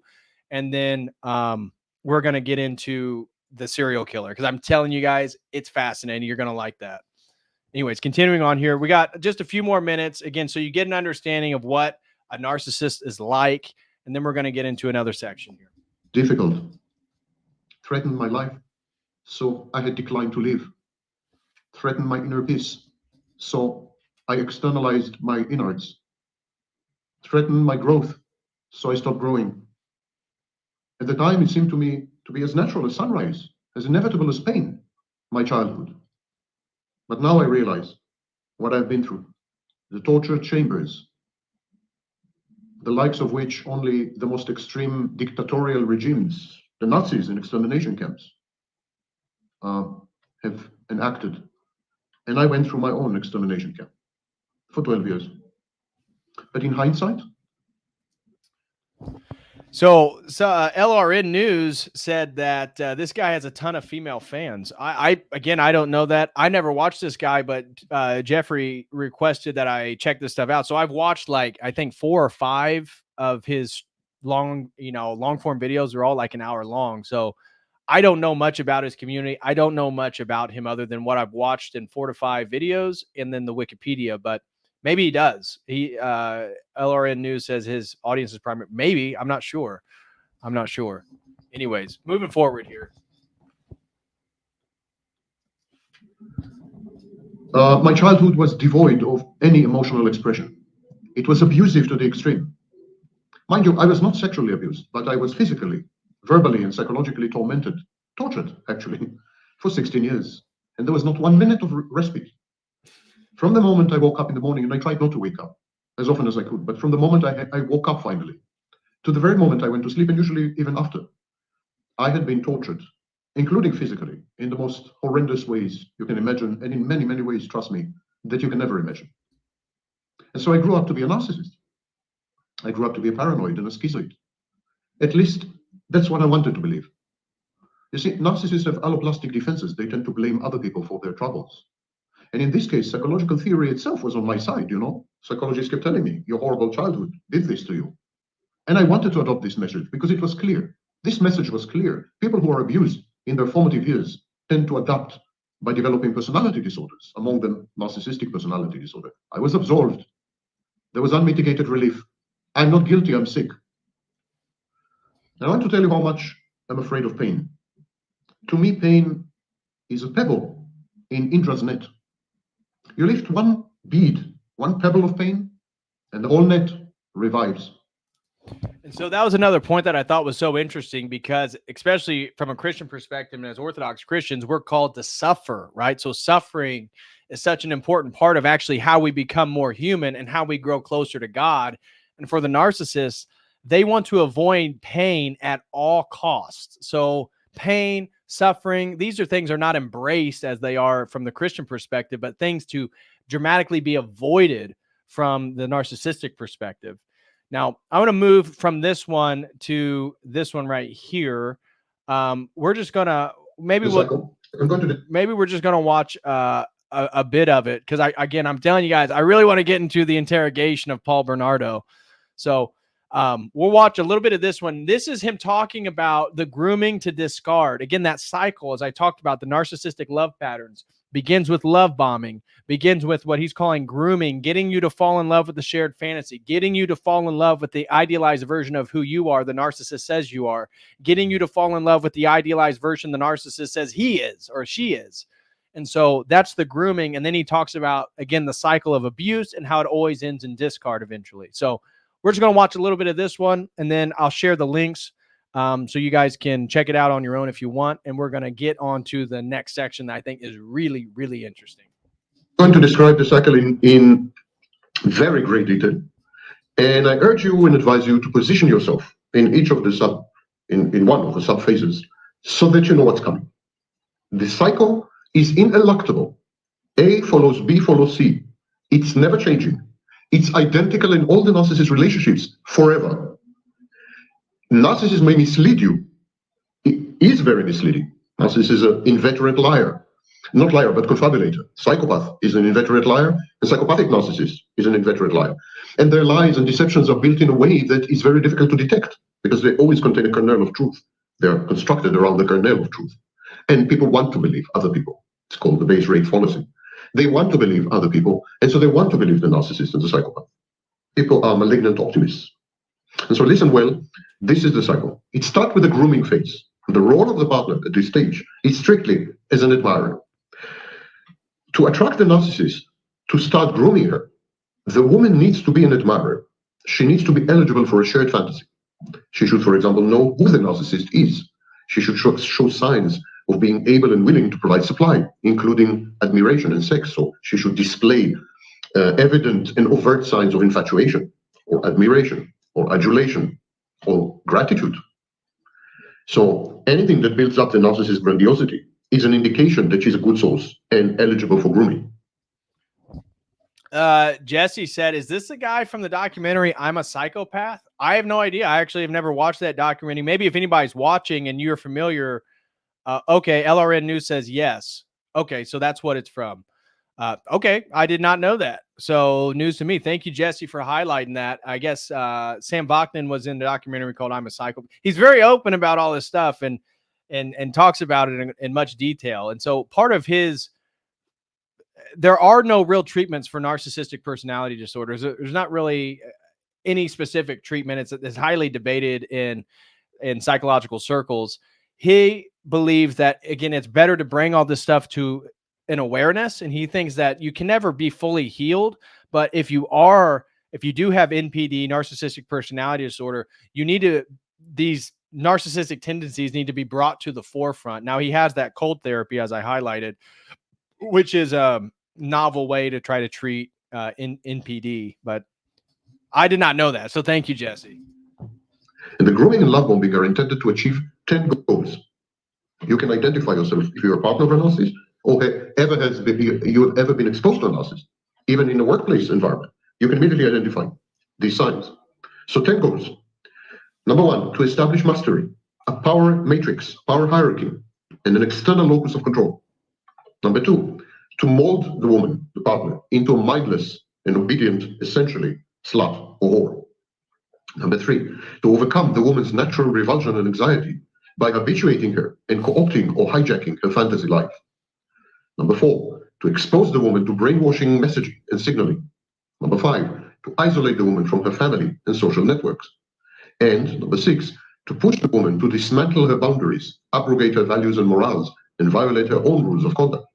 Number 7, to signal the intensity and persistence of the interlocutor's or correspondent's ostensible emotions, and to chart and document the growing or pervasive attachment, fake attachment, of course. Number 8, virtue signaling, to convey the purity and authenticity, as well as the good intentions of the love bomber. Number 9, gaslighting, to engender, foster, and impose on the target an immersive virtual reality bubble within which a cult-like shared fantasy or shared psychosis is established and takes hold. And number 10, to induce the target to enter the hall of mirrors, where she is idealized and she becomes infatuated with her own rendition, with the way she looks, with the way she appears in the mirrors. It's an addictive experience, which results in operant conditioning. When the woman sees herself as the narcissist sees her, totally ideal, perfect, brilliant, irresistible, drop-dead gorgeous, stunning, etc., she herself gets infatuated with herself. She becomes infatuated with herself. She falls in love with herself. And for many women, it's the first experience of self-love, and it's very addictive. It grants the love bomber with the power to withhold access to this contraption as a way to modify the target's behavior. And this is called intermittent reinforcement. You don't behave, I will deny you access to my hall of mirrors where you can see yourself. It's narcissism by proxy. It's contagious narcissism. The woman sees herself in the hall of mirrors the same way Narcissus, the mythological youth, saw himself in the pond and fell in love with himself. She falls in love with herself. But there's a keeper of the mirrors, and this keeper has the key, and you have to behave to be granted access to this hall of mirrors. Now, and so just like the narcissist grants the keys to the hall of mirrors, that the non-narcissist begins to fall in a sort of narcissistic fantasy with the idealized version of themselves, I think social media, in a way, is doing the exact same thing to young people by allowing these platforms to build these false selves. People are falling in love with their false images. And really, it's the social media companies that have access. And so if you want access, you still want to be able to stream. Well, you're going to have to part and parcel go along with the social programming, the social engineering. In a way, it's very similar to a narcissistic relationship. Now, I dedicated a whole video to love bombing and grooming. And if you want more about this topic, you can watch this video. So put together, these create a shared psychotic space. I'm saying psychotic because it has no reality testing. It's not real. It's delusional. It's fictitious. It's like a movie. And so within this shared psychotic space, the shared fantasy thrives on false promises and false premises. And there's a make-believe role play of both parties. It takes two to tango. It takes two to tango. The role play is of both parties. The difference is that the partner's role play is dictated by the narcissist. It's a kind of emergent role play, but dictated by the narcissist. And the narcissist role play is determined by the narcissist. The narcissist is in control of the role play. So let's move on from the grooming phase to the shared fantasy phase. This phase involves infatuation, continued love bombing, the honeymoon period. And the sexuality in this phase is usually sadistic, humiliation, kink, and there is sexual exclusivity as a condition. Narcissist at this stage of shared fantasy demands sexual exclusivity. The role of a partner in this phase is a playmate. And so in the first encounters, the narcissist assumes the role, as I said, of a strict, ostensibly benevolent, but sadistic parent. He provides tough love. But then suddenly, shockingly, abruptly, unexpectedly, nightmarishly, he transitions and becomes a wounded, hurt, petulant, entitled, self-centered, and sadistic child. A really evil, bad, spoiled brat, like Henry James's stories. As a parent, the narcissist is having sadistic incest with his partner. As a child, he's having masochistic incest. And so the inevitable cheating by the partner punishes the parent element and mortifies the child.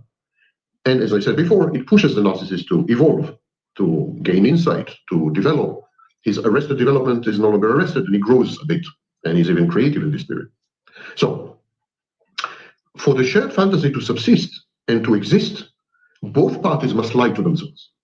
The partner must lie to herself that the narcissist means what he says, that he has every intention of carrying out his promises, that he's not maybe a narcissist or a liar. Or if he's a bad guy, or if he's a damaged guy, or even if he's a narcissist, she will be the one to fix him. It's a malignant optimism. It's the Messiah savior complex inverted. Usually women are looking, some types of women, borderline, for example, they are looking for Messiah protector savior types. But in a shared fantasy, it is a woman that assumes this role. It's a maternal role, yeah? And she says, with my love, with my acceptance, with the warmth that I provide, with the home that I will build for him, I will make him feel so safe. I'll make him feel, I will salve his wounds. I will heal, I will cure him, and he will be able to love me. So it's a savior Messiah complex. And the narcissist also participates in this charade by intentionally spending judgment. He renders himself knowingly and intentionally gullible and delusional.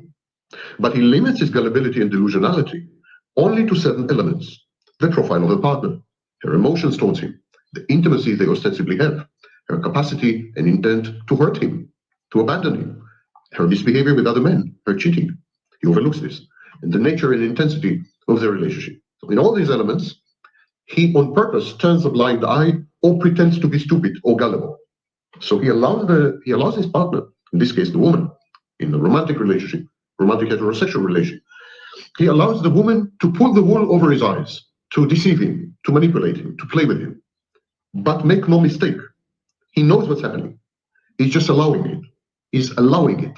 He says, it's like he's saying to himself, okay, better to live in a dream, which I know is not real, than to wake up to reality. It's escapism. It's his way to escape reality. It's his way to suspend what had become intolerable and unbearable. And as long as a shared fantasy has any spark of life left, the narcissist engages in confirmation bias. Confirmation bias is when we ignore, disregard, suppress, or even counter information that challenges our perceptions, challenges our prejudices, challenges what we think we know. So this is called confirmation bias. We create a silo. And so I'm going to skip forward here where he talks about abuse and discard. To ignore overt, blatant, ostentatious cheating, just to maintain this illusion or delusion of a safe base. And this filtering is a medley mess. Add to this that most narcissists have something called the Wunderkind mask. I'm a genius. So most narcissists are not open to learning, not open to improvement or change. They don't evolve. Their development has been arrested, and they're stuck at a mental age, typically of 4 or 6 years old. It's like living with a 4 or 6 years old in an adult body. And of course, the grandiosity. So if you guys want to watch the rest of this one, you can use this link right here. And then this was also a section which right here that Jeffrey wanted me to highlight. So we're going to play just a few minutes of this one because this is talking about from idealization to discard, and it's titled "It's All Abuse." So he's getting ready to go into the discard section right here. Takes sometimes years.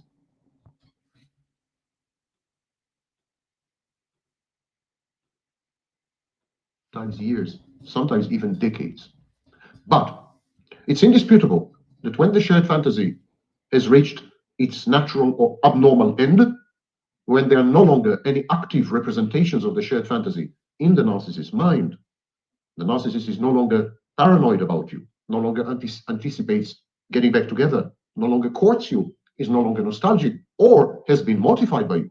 When any of these happen, when the shared fantasy is done with, kaput, dead in the ground, buried, never to be resurrected, the narcissistic abuse stops instantly, on a dime, from 1 minute to another. Why? What in the shared fantasy triggers narcissistic abuse? The shared fantasy ends definitively, terminated only via mortification, successful devaluation of the narcissist, usually by betraying him in some way, sexually, financially, betray his confidence. So betrayal, mortification, or appropriation, when your idealized introject in the narcissist's mind is taken over by someone else's introject, by a substitute maternal figure. Only in these three cases is the shared fantasy definitely, irrevocably, finally, utterly, unmitigatedly over. Mortification, having been betrayed by you, and appropriation, when your introject is taken over by someone else's introject. Okay? Once the shared fantasy is switched off, the abuse stops instantly and thoroughly. Why is that? The maltreatment within the shared fantasy is reframed by the narcissist. The narcissist would not agree with you that he's being abusive, that he's being coercive, that his behavior is not okay. He wouldn't agree with you. Absolutely not. What the narcissist does, he reframes his abuse, his coercion, his mistreatment, he reframes it. And he calls it, for example, tough love. Or he would say that his abuse is reactive. You have abused him first. He's the victim. He's just reacting. Or he would cast the abuse as a test of loyalty and allegiance. I'm abusing you. I'm pushing the envelope. I'm testing to see how far I can go without utterly alienating you and losing you.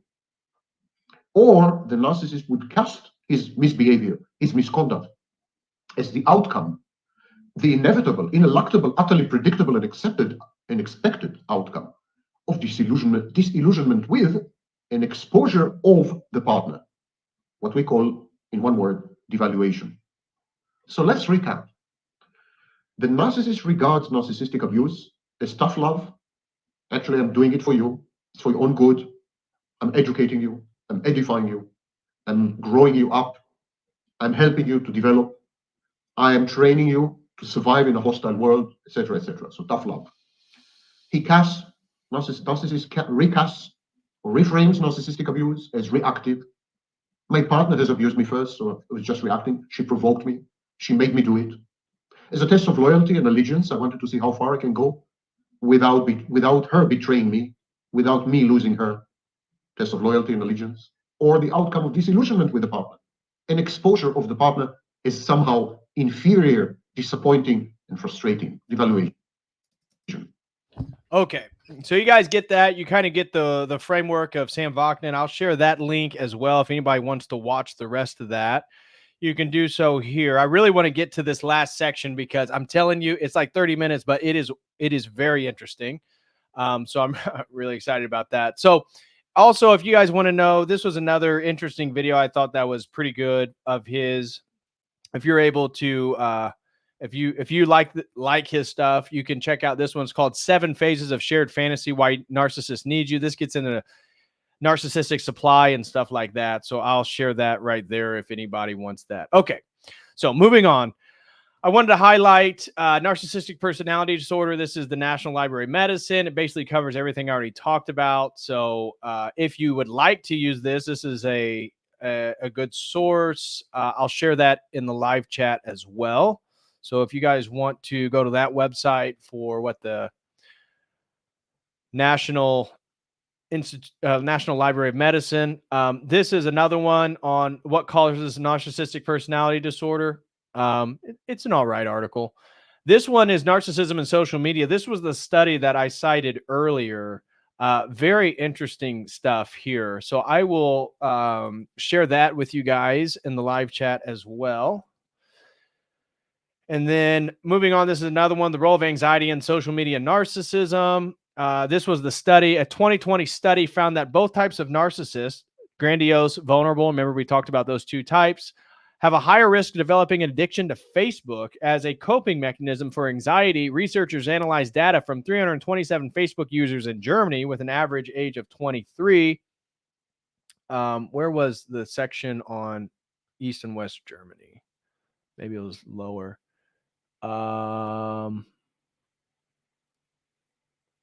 Anyways, somewhere on this article, it talks about how Western Germans, because of the presupposition of individualism, was caused much higher instances of narcissism versus Eastern Germany because of the remnants of communism and more collective ideology. So interesting stuff there. I will share that with you guys as well. Here's this one.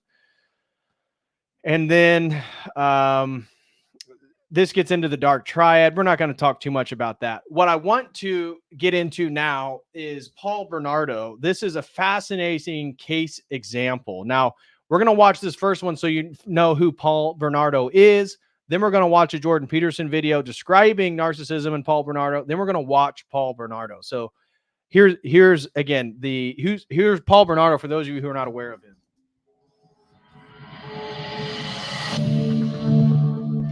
Paul Bernardo is one of Canada's most notorious serial killers. The so-called schoolgirl killer brutally raped and murdered 2 Ontario teens in the early 90s. In 1991, Bernardo and his then-wife Carla Homolka kidnapped, tortured, and killed 14-year-old Leslie Mahaffey from Burlington, Ontario. Mahaffey's body was dismembered and encased in cement blocks before being dumped in Lake Gibson. The next year, the couple tortured and killed 15-year-old Kristen French after keeping the St. Catharines, Ontario teen captive for 3 days. So notice the raping, again, talking about kink, perverted forms of sexuality amongst people with NPD. His nude body was found in a ditch in Burlington. Bernardo is also known as the Scarborough Rapist. He was arrested in 1993 after submitting a DNA sample to police that matched a serial rapist in Toronto's East End. Homolka told family Bernardo was the Scarborough Rapist and that they had been involved in the rape and murder of Mahaffey and French.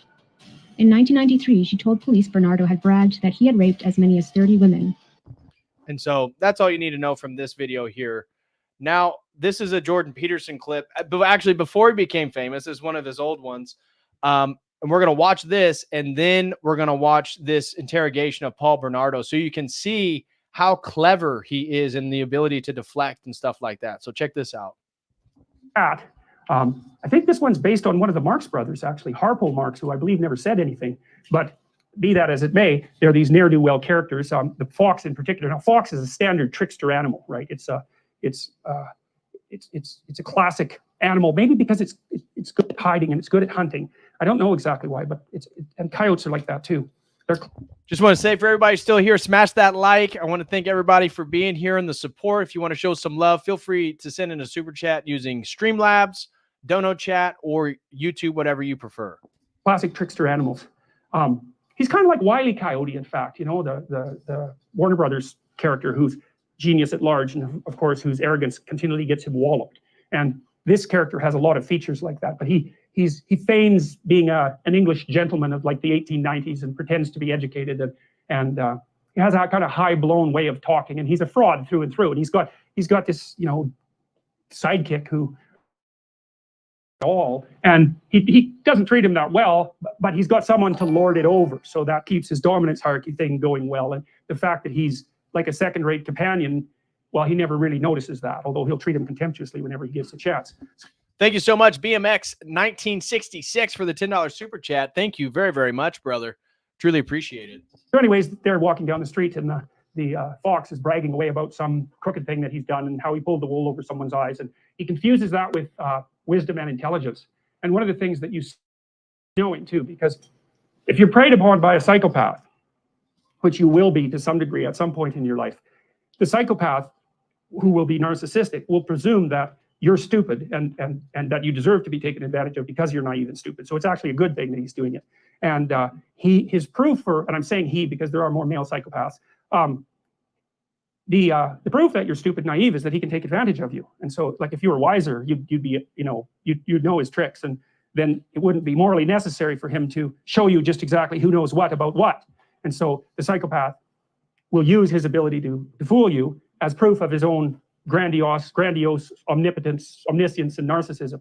And the problem with that is that you can be fooled by a psychopath, and virtually anybody can. So that Robert Hare, for example, who studied psychopaths for a long time and interviewed a lot of them, like hundreds of them, and videotaped many of the interviews, he said when he was talking to the psychopath, he always believed what they were saying. And then he'd watch the video afterwards and see where the conversation went off the rails. But, you know, the proclivity to be... And that's what we're going to see with Paul Bernardo here in a second when we start watching this. He's very, very convincing when he's speaking.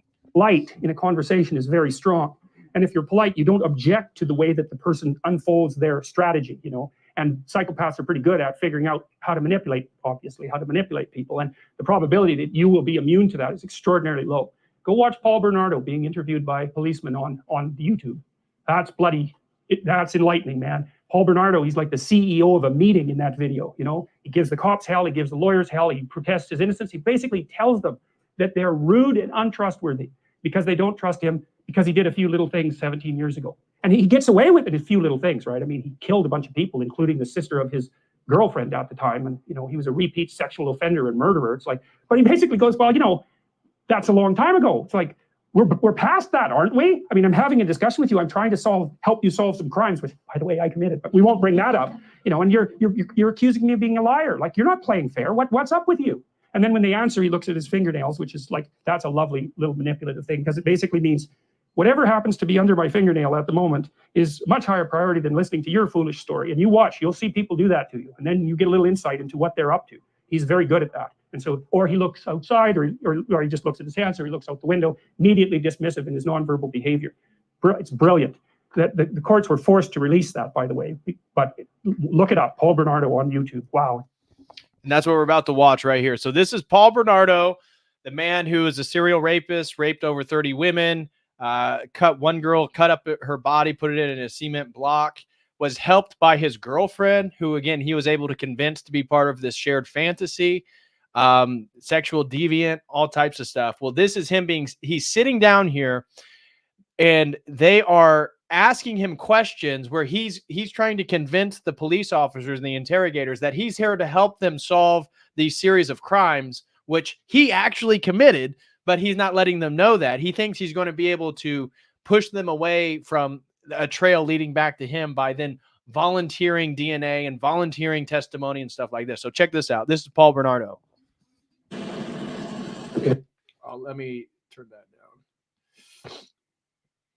It's on.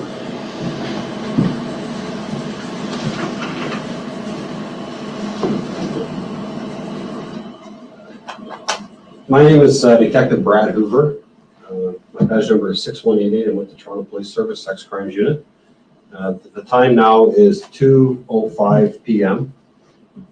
We're presently at the Kingston Penitentiary in Kingston, Ontario, in a boardroom and as thick as the main building, you call it. Present in the room here, if I could just have each of you identify yourself for the purposes of the videotape that's being made.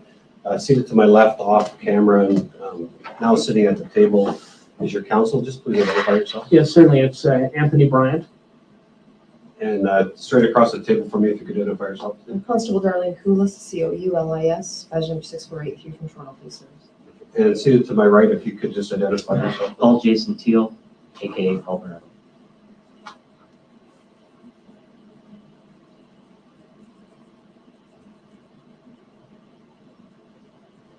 And again, my name is Brad Hoover, and today is June the 7th, 2007. Mr. Teal, the reason that we're here today is to speak to you in regards to a couple of matters. First of all, before we start, I just want you to make sure that you're aware that what we say is being videotaped here. Yeah. I'm just going to start this audio tape. I forgot to do that.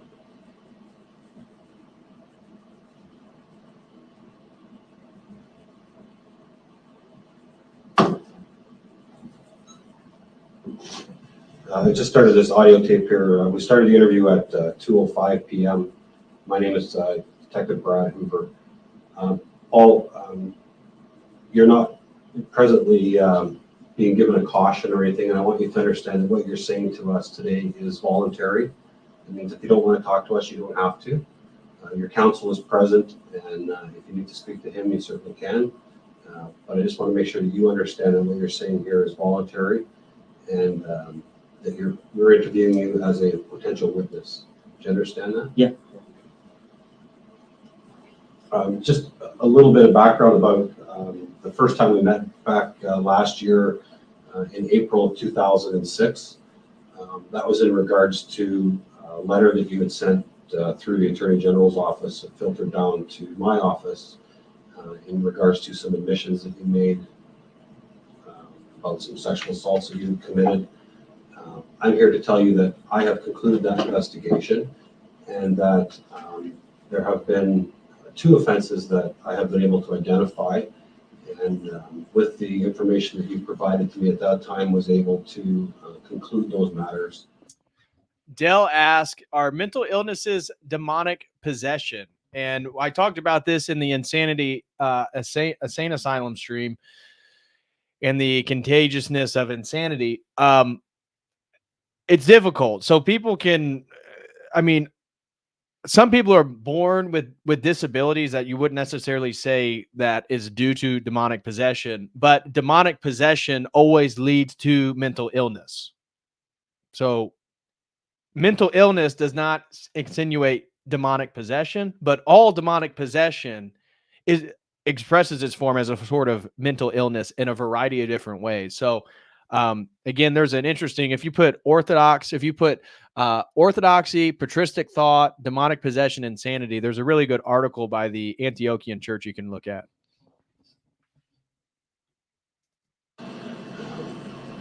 As having been committed by yourself. So for that, I thank you for that information. Sorry, you've identified the offense. No. I've identified the offense that you were talking about, and based on that information, I was able to conclude those cases that actually provided enough information that I was satisfied that you were the person that committed those offenses. Okay, now what about sense? So what is he saying? Paul Bernardo contacted the investigator who's interrogating him right now a year ago, where he said, I committed these crimes and here's why. And he said, you did contact me a year ago. This was the first time we talked. And in fact, I concluded that investigation and you were honest and truthful. And I did, you were in fact guilty of the crimes you said you did. Okay. And now Paul Bernardo, he's being interrogated as a witness to something where he's trying to lure them off the case, the fact that he's actually guilty of these crimes as well, but he doesn't want them to know that. And that makes sense. What about ones that you thought that I came forward with and you thought that I didn't do it? Was there any of those? There was none that I thought that you didn't do. There was some that I didn't have enough information to either identify the offense because you were unable to provide enough details at that time, or they may not have ever been reported to the police. As you said when we spoke, some of them were we'll call them minor type offenses, but No, I understand. Offenses that may not have been reported to the police. Okay, problem. I turned on the TV, I waited for Peel Regional to come by.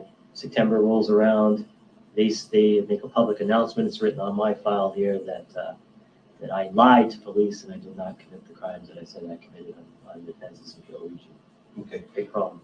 I have spoken to Peel Region, Yeah. and they have told me that they don't have enough information at this point to identify anything that you, the letter that was sent to the police, or through to the police, wasn't specific enough to identify any offenses. Now that's something that we can talk about sort of following this interview, and if you want to get into that. Okay, we're going to speed it up a little bit, skip forward here. So, okay, fine, I did. But now we're talking about today, and you're not going to roll forward that I'm some psych. Well, I know, I mean, I can't. justice the Canadian way, and no one comes in, and now you guys are saying that you didn't have enough information. Well, I can't answer for them specifically as to what they did or didn't do. I can tell you that because they're a separate police department, I don't have any control over what investigation that they did do. I can tell you that I have spoken with an investigator in Peel Region, and they have told me that at this point they don't have enough information to move forward. They haven't been able to identify any offense that was specifically talked about. that statement you're giving me is much different from the public statement they said, which said I was a liar. Okay, well, I don't, There's night and day, and they didn't come in. If they didn't have enough information, why don't you come in and get the information? I mean, either I'm lying or I'm not lying. And this goes to the crux of this argument. Either I'm a liar to you, I'm a liar to you right now about everything, like I did to Peel Regional, according to their story, or I'm not. And, you know, I'm not going to sit here and come voluntarily and have people come.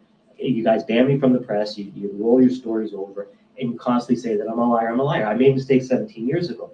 Okay, fine, I did. But now we're talking about today, and you're not going to roll forward that I'm some psychopathic liar sitting in jail claiming other people's responsibilities for other crimes. This is a total cross-examination point. You want to start this thing? Lockbeer's going to grab a hold of it and say, well, he lied about other crimes. You know, he's a crazy liar. Why didn't you guys resolve this? And again, I can't answer for what Peel Region did or didn't do. Jurisdictionally, we're So this is where it really gets interesting. So focus this point forward. Paul Bernardo, he's like, what are you guys talking about? You know, you're asking me questions. You're saying I'm a liar. Yeah, maybe I did something 17 years ago, but, you know, you can't just say I'm some pathological narcissistic liar. Now I'm trying to help you guys out. Like, why, you know, you're making it difficult for me to want to help you. kind of bound Well, as to yeah, what takes place. but still, the good guys, the bad guys. You know what I mean? You're on the same team. Yes, we are, but as far as us investigating matters that take place outside of the actual Toronto proper, that's why Peel Region has their police service, and like Detective Hoover said, we can't answer as to what they did with their investigations or the issues that they were looking at that transpired out in their area, and we really can't speak to that. Mhm. Now, whether that's something you wish to have your counsel deal with them on, and that's something else, but unfortunately, there wasn't a lot that Detective Hoover and I could do in regards to those things. Well, That's how it leaves who's you at a bit ever of a watching loss this right thing, they should subpoena these guys from Peel Region. They can bring in all the facts to show just where I lied if I'm a liar. That's what I say to do, because either I'm a liar or I'm not a liar, and I'm not a liar. But you guys are trying to paint me as one. The public, according to the public, they turned on the TV in September of last year, and I was this crazy liar. That's what the TV reported, and not only did they report it there, they wrote it on my file. I've got it right myself. Paul Bernardo, Peel Regional said Paul Bernardo lied to police about crimes he didn't commit. Said he did. Okay. I mean, that's just awful. I mean, come on. Enough manipulation, you know what I mean? Either you tell the truth or don't, otherwise the whole purpose of any interview is just stupid. Because if I'm this crazy liar, I'll be just sitting here lying to you about everything, right? Right? I mean, why wouldn't I? I'm just this crazy liar. And again, I don't know exactly what was said by Peel Region, and I'm not here to answer to what they said. It's either, you know, it's one thing. You know, I'm a human being, and to say that I'm a dangerous offender, to be raping and killing and all this stuff is fine. I mean, for publicity, you know, get that, you know, tough on crime, get that bad guy. But when you go to a certain point of line, it just, I mean, it affects me totally. You know, I made mistakes a long time ago. But don't say that today about me, because then we're lying, and then we got a big problem, because I'm looking at you and you're the bad guys, because I'm not doing anything wrong. I'm not telling the truth, and you guys are walking around issuing statements that I lied here, I lied there. No? Well, again, those are statements that were issued by Detective Hoover or myself or Yeah, I know, but I mean, it's it's Attorney General who sent you guys down here. He's fighting the case. He's taking this ball pitch back, right? So it's really it's the same organization. Isn't it Attorney General? I see him on TV talking about it. But this is a separate matter from what those issues were. But it's still the Attorney General's office. Yeah, it very well be, but like I said, we can't speak to anything that Peel Regional does or statements that they release out to the media because they have. You know, it's the same thing. If I'm a liar, take the facts that they have. They come down and talk to me.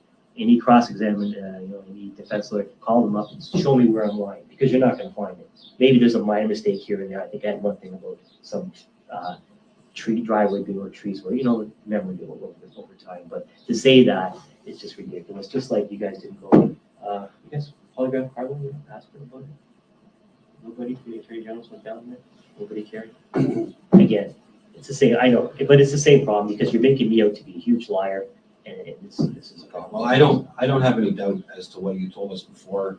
The facts that I could verify, I believe were true, and from what you told me, you haven't told me any lies yet, so I have no personal reason to believe that you're lying. Exactly. So again, exactly. So, but this was different story than I've got on my file, and again, I don't know what's in their file, because I'm not privy to that information or what's there or what's not there. I'm just telling you from my perspective and from an investigative perspective into what I've looked into to what admissions you made back in April last year, to me, I'm satisfied. I've done what I can do as far as the investigation. If you'd like to provide me with more information about the specific occurrences that occurred in Peel region, then we can talk about that after the focus of what we're here for today. But it is part of the focus. Well, it is. It is. It is and it isn't. I mean, I think obviously, directly, we're here today to deal with the Balkovich matter that you're aware of. But dealing with me, and it comes down to credibility. Well, it comes down to credibility. Absolutely, it does, and that's what we're here to talk about today. And so let's deal with that, and then we can deal with the other stuff afterwards. Is that okay? Well, yeah, go ahead. I'm just making my point on it because it's going to have to be addressed sometime. Absolutely, it will be. And it should have been. We dealt with that a year and a bit ago. So, yeah. Well, not quite a year, actually. A little over a year ago. I have some questions that were. So for those of you watching, again, and somebody mentioned it in the live chat, notice how natural his mannerisms are. No, how relaxed he is. He's leaning back, and so what's happening, for context, for anybody who just joined, he's being interrogated. He has volunteered to help the investigators solve a crime in regards to a series of rapes, which he in fact committed, but he has volunteered to help them and to steer them in a wrong direction. And so he sent this guy, I guess, a letter a year previous admitting to certain crimes. And so from my understanding, he is incarcerated here. And so he has been volunteered, asked to help the investigation, come out of his cell, and is performing this interrogation. And so it shows you, again, the delusions of grandeur. The fact that he would even be willing to submit DNA and then provide witness testimony as evidence to steer them off the course shows how much of a genius he thinks he is. But at the same time, again, as Peterson was highlighting, when you watch this, you start, I mean, he's fairly convincing. So imagine if you were in his position and you're trying to steer people away from like 15 rape charges, and you're this nonchalant. That were given to me to ask you in relation to the Balkovich matter, Robert Balkovich matter. Before we do that, I just want to say, you understand obviously the importance of telling the truth and the consequences potentially of someone who lies to the police and not telling the truth. I think we just covered that. Actually, I was referring, you guys tell the truth. Right. Okay, so we're aware of that. And in this matter, I believe that you had some conversation with your counsel in regards to it. And there has been some discussion about polygraph testing in this matter. Is that true or not true? Do you recall that? Well, you're opening up cans of worms everywhere. I'm just asking you a specific question. That goes back to you guys polygraphed everyone with the Camaro. You didn't polygraph Carla. And in 2 years since, have you guys gone down there and asked her? Have you settled the matter with it? Because you could say I lied or whatever on polygraph, but have you asked her? Because it comes down to a lot of that issue. Okay. I mean, have you asked her as the Attorney General gone down there? Okay, I don't know. Let me tell you a little bit. My involvement with this overall investigation of the Balkovich is very limited. The only knowledge that I have is as to what investigation has been done or hasn't been done is specifically what's related to the conversations I've had about this interview here today. Right. Okay. What other witnesses there are, I don't know. Okay. In What answer other to persons there answer are. to your question, I don't want to go off on tangents, but all these issues are relevant. I know you think they aren't, but they are. In answer to your question is we had some discussion on it, but when Corcoran from the OPP came down before Carla was released, Right. I told him I'd be willing to take a polygraph on anything and everything. Would you in turn, are you going to go down before you release Carla? Just ask her. She's not going to take it. She's going to fail on all these issues. Did her hand cause death? Did blah, blah, blah. Did this Tammy happen in July? Was a girl in January actually kidnapped and not somebody and picked up her bar that she tried to roll over, and all these other issues, all relevant. And so, and then I addressed it to you guys when you came back again. Last year, I said, yeah, I'll take a polygraph on anything because I'm not telling a lie on the thing. Again, I asked the question, have you guys gone down there? I know Carla's free now. I'm not in the business of putting her in jail. It's not my thing. But my point was, did you ask her the question? Just so we get the story straight. I mean, if she refuses, well, there's a reason why she's refusing. And again, you guys couldn't provide the answer. And now, almost a year later, again, you don't provide the answer. So, I mean, I don't know what you're asking me. You're asking me to take a polygraph when you aren't willing to ask her? Well, again, my part of this investigation is limited to what we're saying here today. So the details of all of what other witnesses may or may not have been asked or done, I don't know. And as a potential witness, I'm not allowed to tell you what other people have done. So that I have to sort of be careful about the way that it's answered, or even what you think my answer might be. Yeah, no, I just wanted for the record that I gave you good information, which you guys could have, independent of me, could have verified my story or not. Right. And whether you guys do or do not is your business. Like I said, I'm not a prosecutor. Right. I'm not here to point the finger at anyone. But I showed you where to go. So if you guys don't do that, it's your business. But, to me, it's like, if you didn't, why didn't you? If you want to know the truth about things. Right. So I understand that. And I understand what you're saying. So what we're here to talk about today, obviously know that this statement may be used in court or maybe presented to court as a voluntary statement. Yeah. Okay. A polygraph obviously is not something that's court admissible. I'm not sure if you're aware of that or not. Yeah, it's not used in court. Okay. So the crust of what we're here to talk about is that it has been suggested that in the continuing case of the disappearance of Elizabeth Bain and the charge of murder against Robert Baltovich, that you are the alternative suspect, or an alternative suspect. Are you aware of that? Yeah. Did you kill Elizabeth Bain on June the 19th, 1990? Well, it's a loaded question. I mean, are we going to go back and go through the time sequence of what happened in my life? I mean, I could just give a yes or no. This is really, really important. Watch this. So he's been directly asked, are you involved in the disappearance of Elizabeth Beam? And he's like, well, that's a loaded question. Where are we going to begin this story? Watch this. This is fascinating. Let me start it back real quick. Did you kill Elizabeth Bain on June the 19th, 1990? Well, it's a loaded question. I mean, are we going to go back and go through the time sequence of what happened in my life? I mean, I could just give a yes or no answer, but there's a lot of issues about that. Right. The Carlos and my role, who did what, where, when. This is why I said, did you guys, go down there to get a polygraph to see if she was telling the truth? Like, why didn't Bevan do it in the first place? I mean, he's polygraphing everyone with a Camaro. Why would he make a deal with someone and not give them a polygraph? It's not incomprehensible to me. Because now I'm sitting, my file says her version, and it's a lie. You know what I mean? Yeah. Like I'm not making frivolous points here. I mean, and now you're asking me after you said Peel Regional said I'm lying about this, and then you're saying I'm lying about my profile. You're saying I'm lying if I'm better or not. Now you're saying, hey, did you kill this person? I mean, well, you're saying I'm lying here, here, and here. I could say no, I didn't, but.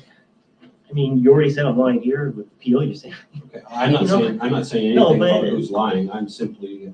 And I've given you directions to go to find the truth. Right. No one's done that. And I've asked, and again, I've told you that I've done investigations on information that you've told me, and as a result of that information, I've been able to verify in my mind where you've told me the truth. So if Peel Region is lying about you or someone else is lying about you, I have no control over that. Or no, it goes right to credibility. Well, absolutely it does, and that's, I guess, the easy way then is to, if we can go through, we'll answer the questions, and yes, I hope to be able to go through some timeline to identify where you were, what you were doing specifically in relation to this case.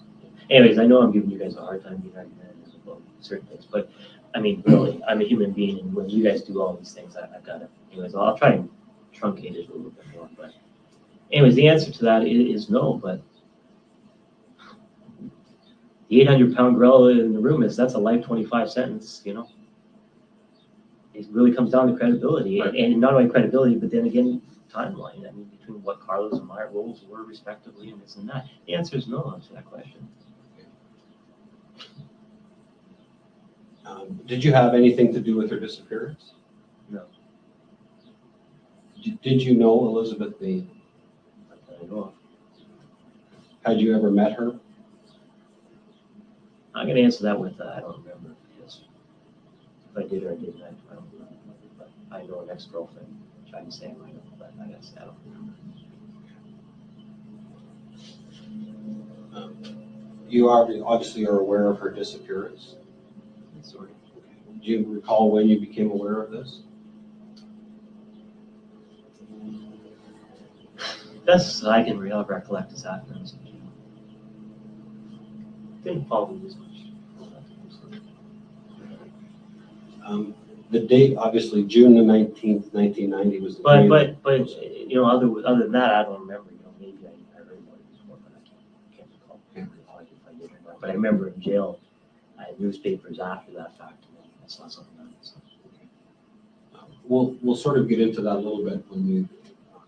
I hope to go through a bit of a timeline with you as to some things that may jog your memory as to We're talking. Back in that time. I mean, if you asked me what I was doing 3 weeks ago on Tuesday, I probably couldn't tell you unless you put some reference to it. So we'll hopefully be able to do that. And again, obviously, June the 19th, 1990, do you know what you were doing that day? I don't know. I have a document here in front of me that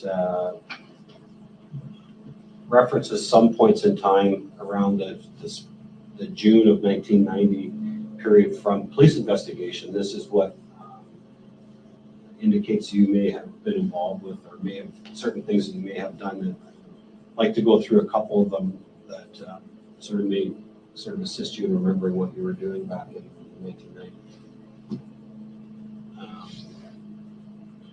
The first part of June 1990, actually June the 1st, Carla had a doctor's appointment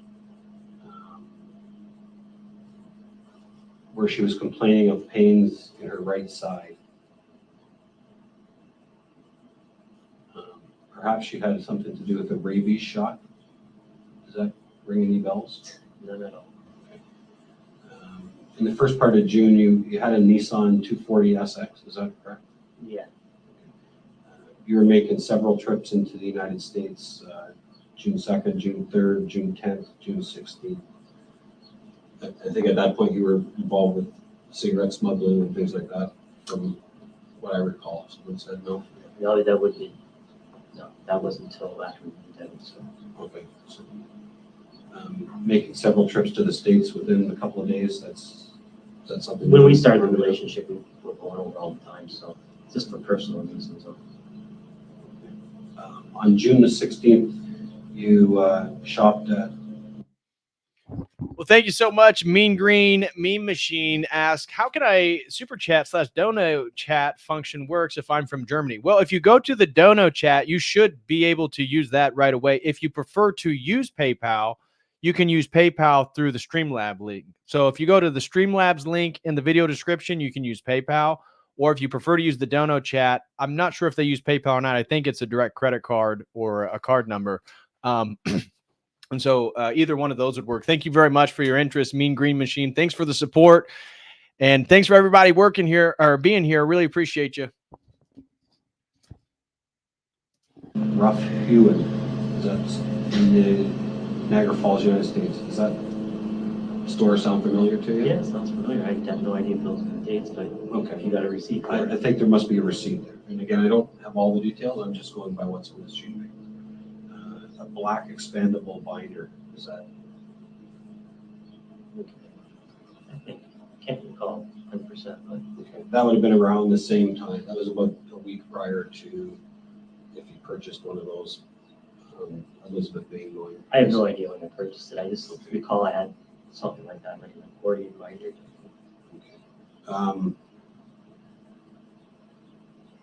June the 16th, again, this has been the same day in St. Catharines, you attended a movie, Back to the Future 3. Do you recall when that movie came out? No idea. No. There's a receipt for a cell phone purchased at a Radio Shack at the Town and Country Mall at 6366 Yonge Street. Remember buying a cell phone? I know I bought a cell phone around that time because when I declared bankruptcy, I handed my other one in, and I bought the the radio shot. I don't know the dates. Okay. Whatever the That would dates. have been the day after Elizabeth Bain went missing.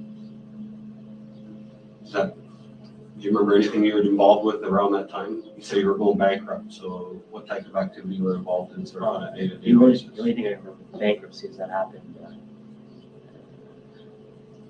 around a couple days before the sexual assault that the composite came up with. That was, if I recollect correctly, it was I think 2 days before I filed for that.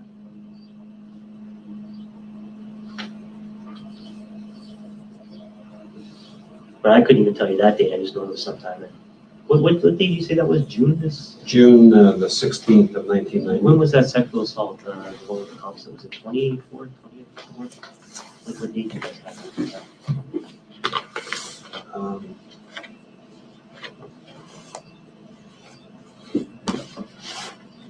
There was a sexual assault in May of 1990. Is that the composite one? I'm thinking that it is, but it doesn't say that specifically here. But shortly after that, My timeline's off.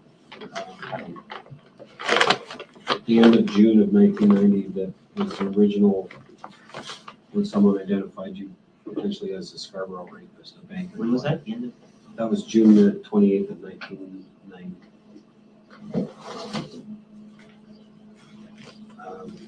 Lori Homolka's 19th birthday was June the 22nd, 1990. Do you recall her 19th birthday? No. I know it was around that time, but I don't specifically recall that birthday.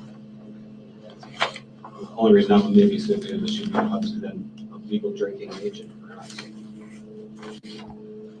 Guys, I'm going to share this link just because the mowing in the background, I feel like it's kind of muffled for you guys, so you're not able to hear it. So I'm going to share that link with you right there. And then I want to, just for Jeffrey, because he was very interested in regards to relationships and stuff like that.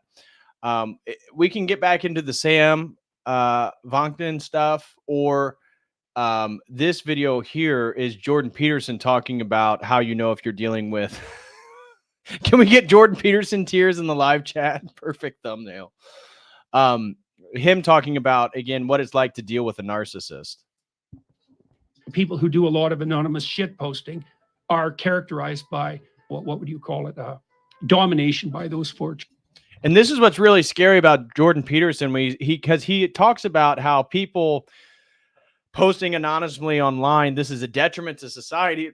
We saw Nikki Haley just advocate for the idea that we have to only use government names and be authenticated to use social media so that we don't, again, get away with slander and misinformation publicly. Well, he's in favor of the same thing, the same basically WEF measures.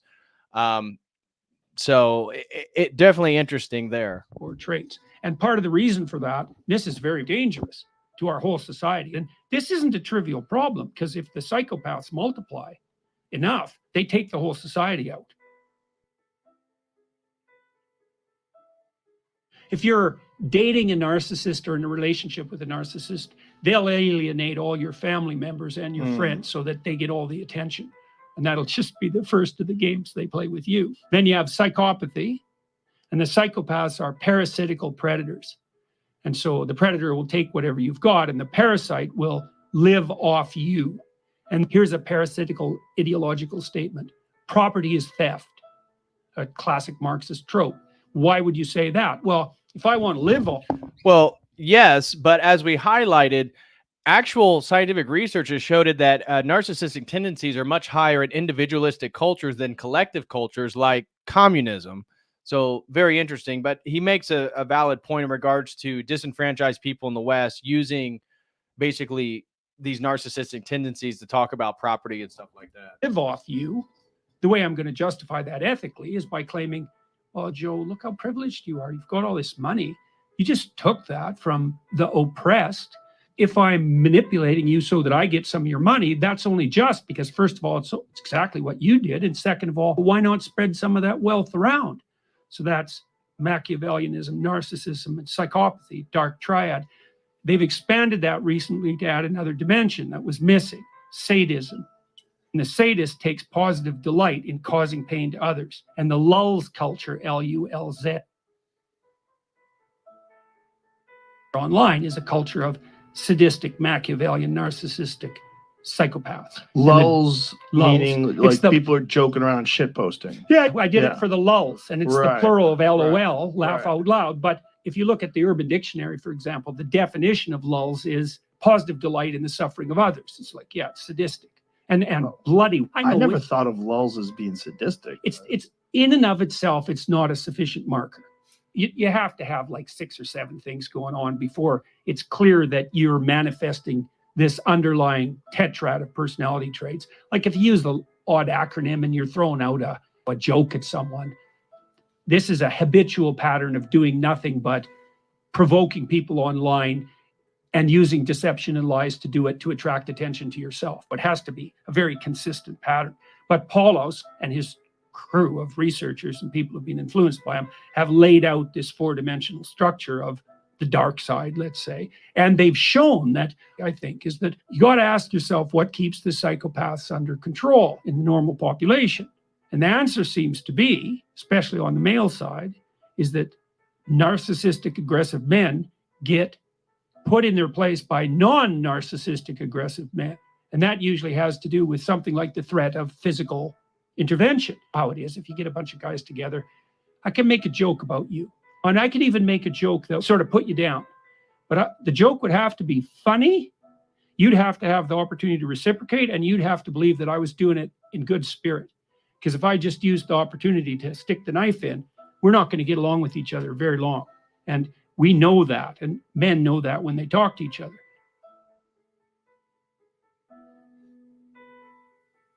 So part of what keeps dialogue among men civilized is the possibility that it won't be civilized if it goes too sideways. Everybody knows that. But there is none of that online, because anybody can post anything about anyone, no matter how denigrating and derisive, especially if they do it anonymously, and there's zero consequence. In fact, quite the opposite. If they're good at it, they give attention, and the social media companies will monetize it. So not only is it not inhibited, it's actually facilitated. And this isn't a trivial problem, because if the psychopaths multiply enough, they take the whole society out. I think virtualization enables psychopathy. And it's worse than just the trolling bit. That's bad enough, because it pollutes political dialogue and it makes everyone think that everything is more unstable than it really is.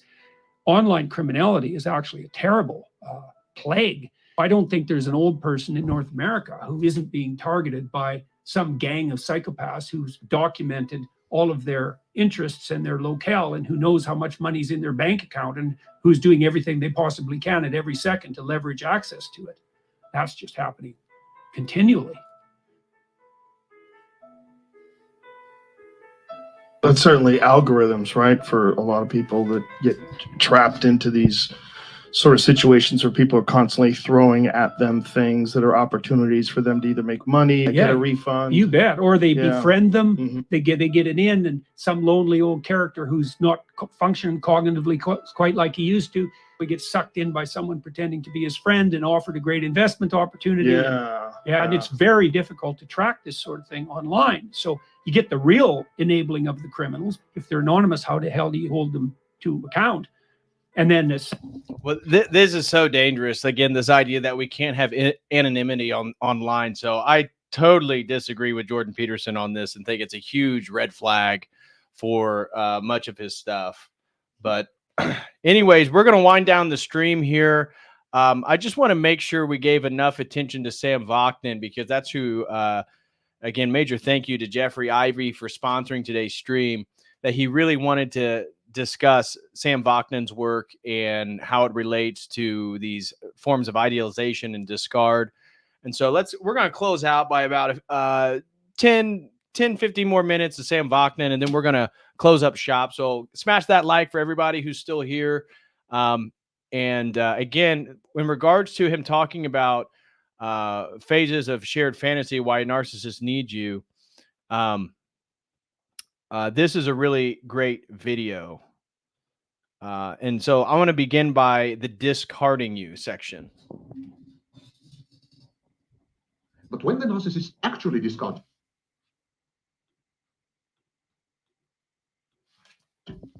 when it happens in reality, this painful process of suddenly becoming nobody to the narcissist, an insignificant other, when the discard in real life happens, again, the narcissist is confronted with a dilemma, with a conundrum, because you are gone, you exit his life. What to do with a snapshot? You're gone. You're no longer in his life physically. You don't share the same space. You don't cohabit. You have nothing in common. Let's assume you have no children. He never sees you again. But your snapshot, your introject, remains in his mind. And this is especially true if he's forced to continue to have contact with you in the future. Because, for example, you have a common business or common children. Every time he sees you, or every time he thinks of you, if he doesn't see you, there's a clash. Because he's reminded that there is a corrupted, decadent, bad, imperfect, sick introject in his mind, your introject. You remember, he has devalued your introject in order to be able to discard you. He first devalued you in reality, and then he devalued the introject, and then he was ready to discard you. But having discarded you, he was left with the introject. And there is a process of co-devaluation. You remember co-idealization? If I have a good, perfect introject in my mind, then I'm good and perfect. But what if I have a bad, worthless, imperfect, evil introject in my mind? Then I'm the same. Evil, imperfect, etc. This is co-devaluation. It's utterly intolerable. So what the narcissist tries to do when he discards you, he tries to hand over the introject to you, because now the introject is defaced, is mutilated, is a reminder, constant reminder of bad things, imperfect things, evil things, dangerous things. Narcissist doesn't want this inside his mind. He wants to get rid of it. He wants to hand it over to you.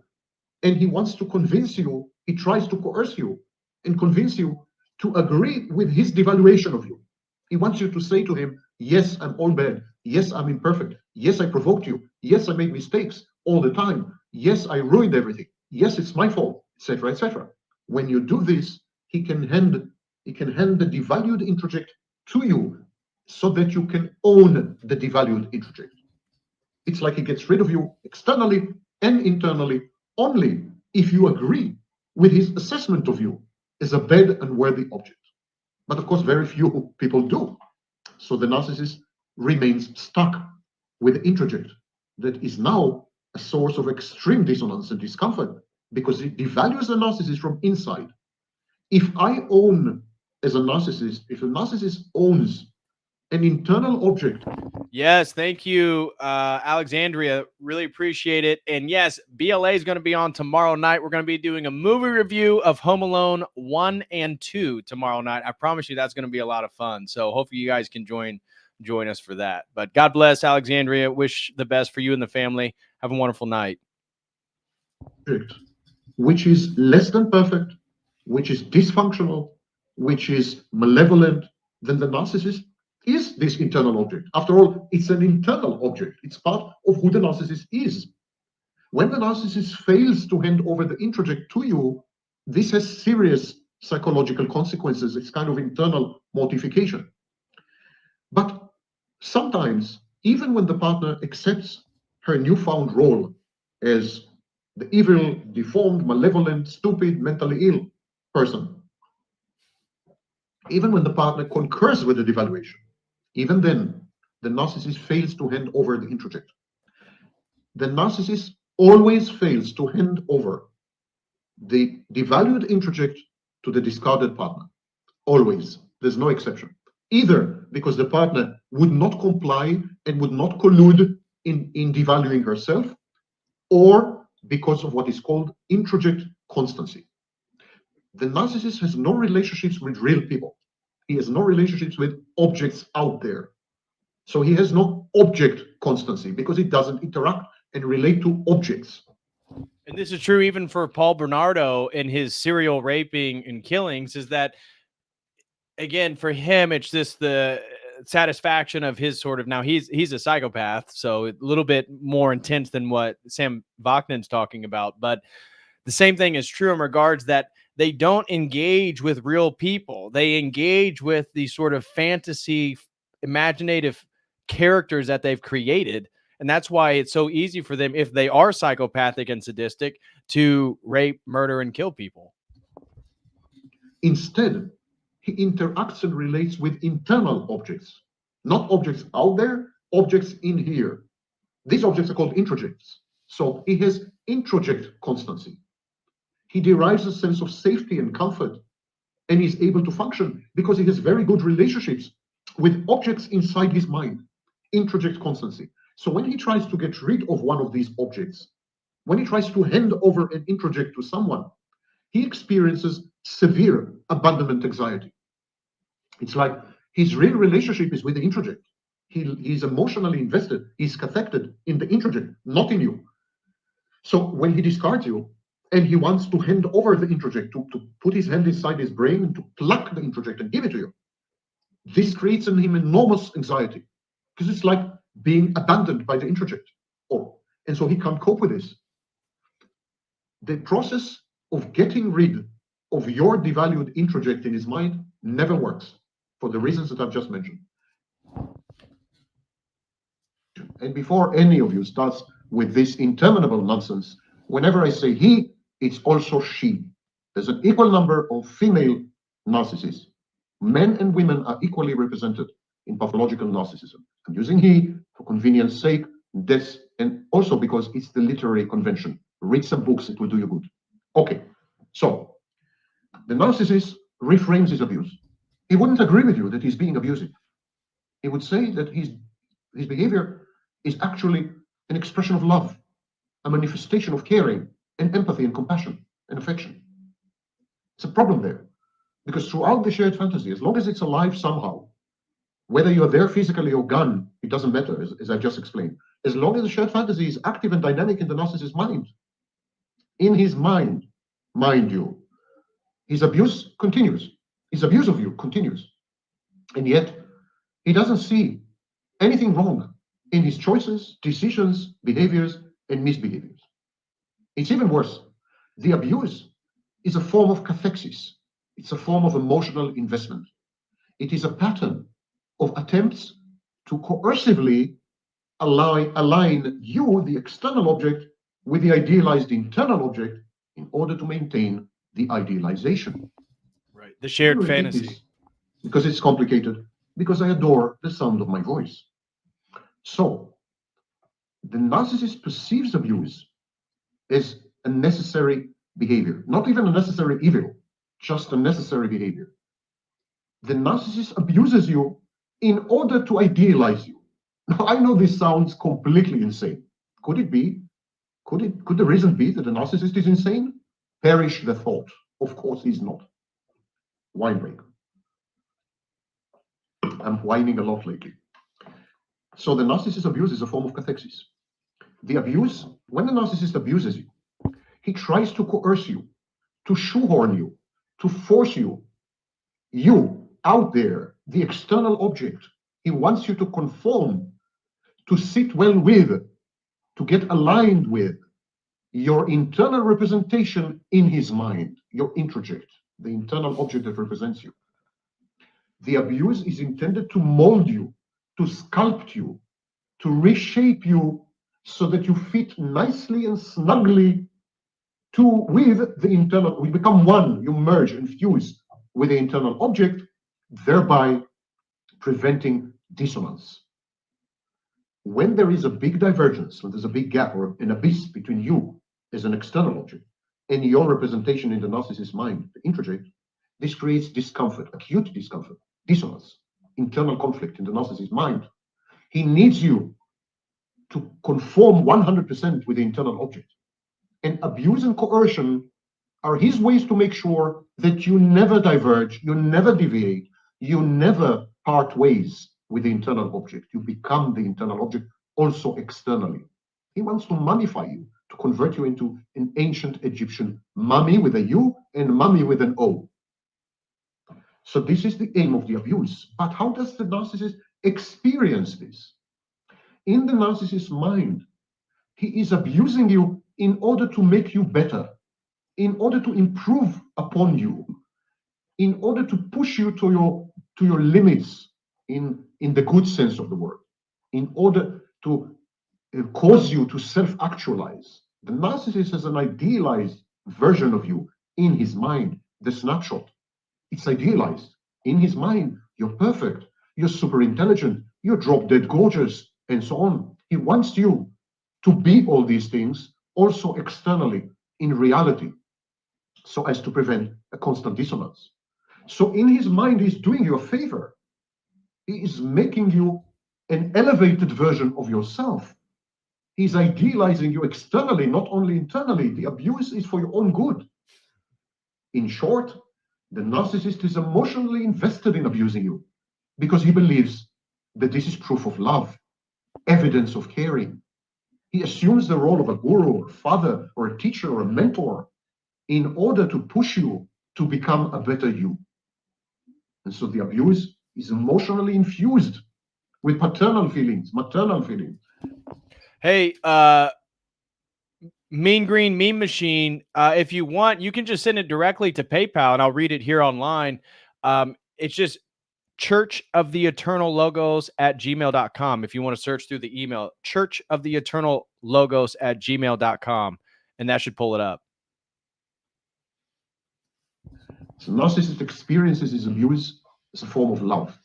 Narcissist mislabels idealization as profound love because it is a reciprocal process. When the narcissist idealizes you, he also idealizes himself, co-idealization. And when he idealizes himself, he feels loved by you, loved by your maternal introject. I'm going to repeat this, and this time only because it's very important. When the narcissist idealizes you as a mother figure, it means that he is also ideal. The narcissist possesses you, owns you. You are inside his mind. You are a part of the narcissist, an extension of the narcissist, one of his extremities. So when the narcissist idealizes you, he photoshops your snapshot, and then he owns this ideal figure, this ideal introject. It makes him ideal. It's like saying, my wife is so attractive. Okay, so we got a, sorry, I can't speak Russian, so I can't pronounce your name, but he said, I think I understand about the introjection, but I can't get how it is cathartic, but clearly there's something to it. I'm pushing you for your own good. The idea, the introjection is the idealized shared fantasy state in their mind. And so the partner, the narcissist, has an idealized version of the partner, the non-narcissist. And so the abuse, the criticism is cathartic in the sense of they're trying to help them come to the idealized version and prevents dissonance within the mind of the narcissist. So it's cathartic for the narcissist, one, to extract the emotional capital, but two, to elevate the externalized into the internalized version, the idealized form of the other person. So it's cathartic both on the abuse, but also they're trying to lift them up to the idealized version. And so I'm helping you become better. So drop dead gorgeous, the fact that she chose me proves that I'm attractive, proves that I am irresistible. This is co-idealization. But when the narcissist idealizes himself because he now owns you, an idealized introject, he feels loved by you. Only a mother idealizes her child. It's an integral part of unconditional love. So when you as a mother become ideal, it automatically idealizes the narcissist, and he feels loved by you as a mother, and he feels that he loves you back. Narcissist confounds and conflates and confuses the process of co-idealization with the real McCoy, reciprocal, mature love. When you ask the narcissist, do you love your intimate partner? He would say beyond words, of course I love her. She's ideal. What is there not to love? And when you ask the narcissist, does she love you back? Of course she does. She's with me, isn't she? And she's ideal. She could have been with anyone, but she chose me because she thinks I'm ideal too. So again, all these idealisms, you see how a narcissistic partner is constantly trying to focus on these perfected mental forms that they have constructed. And so holding that up as the standard against their partner allows them to have leverage over the other person, right? It's another form of domination because it's not the idealized form that the non-narcissistic person had before they met the narcissist. It's the new idealized version, so that the non-narcissistic person is trying to live up to those expectations. This is another form of domination. It's the way the narcissist perceives abuse. He abuses you in order to idealize you, and he idealizes you in order to feel loved. And when he feels loved, he feels the love is reciprocated. That's the chain. But here, there's a fly in the ointment, a big fly in the ointment. A fly cannot be ignored. An elephant bigger than the room. Here's the problem. When the narcissist abuses you, it's in order to idealize. When he idealizes you, he feels loved. When he feels loved, he feels that this love is reciprocated by you. So it's mutual love. But the narcissist, in his deranged mind, associates love with bad outcomes, with negative effects. The narcissist associates love and being loved with hurt, with anxiety, with pain. So the narcissist abuse is also prophylactic, preventive. It's a preemptive effort to forestall and avoid pain. Let me recap. This is extremely convoluted material because it's bloody crazy. It's utterly insane. The narcissist abuses you because he wants you to become a better version of yourself. He pushes you with his abuse to become an improved you. He does this for you to conform to your idealized introject, the internal object that represents you in his mind. By idealizing you, he idealizes himself, co-idealization. He feels loved by you, he feels that he loves you. At that moment, he catastrophizes. He develops extreme anxiety. He becomes terrorized and terrified because the narcissist associates love, any love, his love for you, your love for him, whatever. He associates love with really, really bad things. Hurt, anxiety, being consumed and subsumed, engulfment anxiety, etc., etc. So then he starts to abuse you even more. And he abuses you even more so that the love dies. He wants to kill this love because it threatens him. It's ominous. It's minacious. Love is hurt. Love is pain. Love is fear. Love is anger. Love is destructive envy. Love is unmitigated anxiety. Love is bad. So he abuses you to avoid all these outcomes and to avoid maybe even mortification. He controls you. He manipulates you because you are potentially a hurtful, persecutory, evil, enemy, frustrating object, both externally and internally. So the abuse in the narcissist mind, in the narcissist dynamic, the abuse has two functions: to idealize you and at the same time to push you away. It's very similar to approach avoidance repetition compulsion in borderline personality disorder.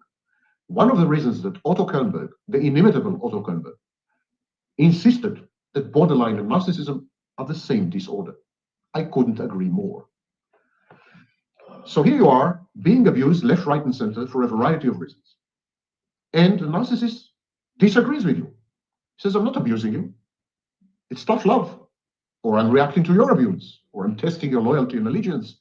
Or I'm getting disillusioned with you and I've exposed you for who you are and I don't want you anymore, etc., etc., etc. But actually, none of it is true. The narcissist seeks to reenact the painful, traumatic stage of separation, individuation, the stage which failed with his original mother. And he seeks to reenact it with you, his new substitute mother. To accomplish separation, individuation, he needs to get rid of your love. Because your love threatens him. Love is the opposite of separation. Love precludes individuation. Love is bad for your health. And so what he's trying to say here is, again, highlighting how narcissism is so satanic is because it's highly individualistic in the sense that the narcissist always wants to isolate. And so love is inherently communal, but the narcissist can't engage in true love, one, because of honesty and their fear of truth, and especially who they really are. And so if somebody really loved them, they can never reciprocate that love.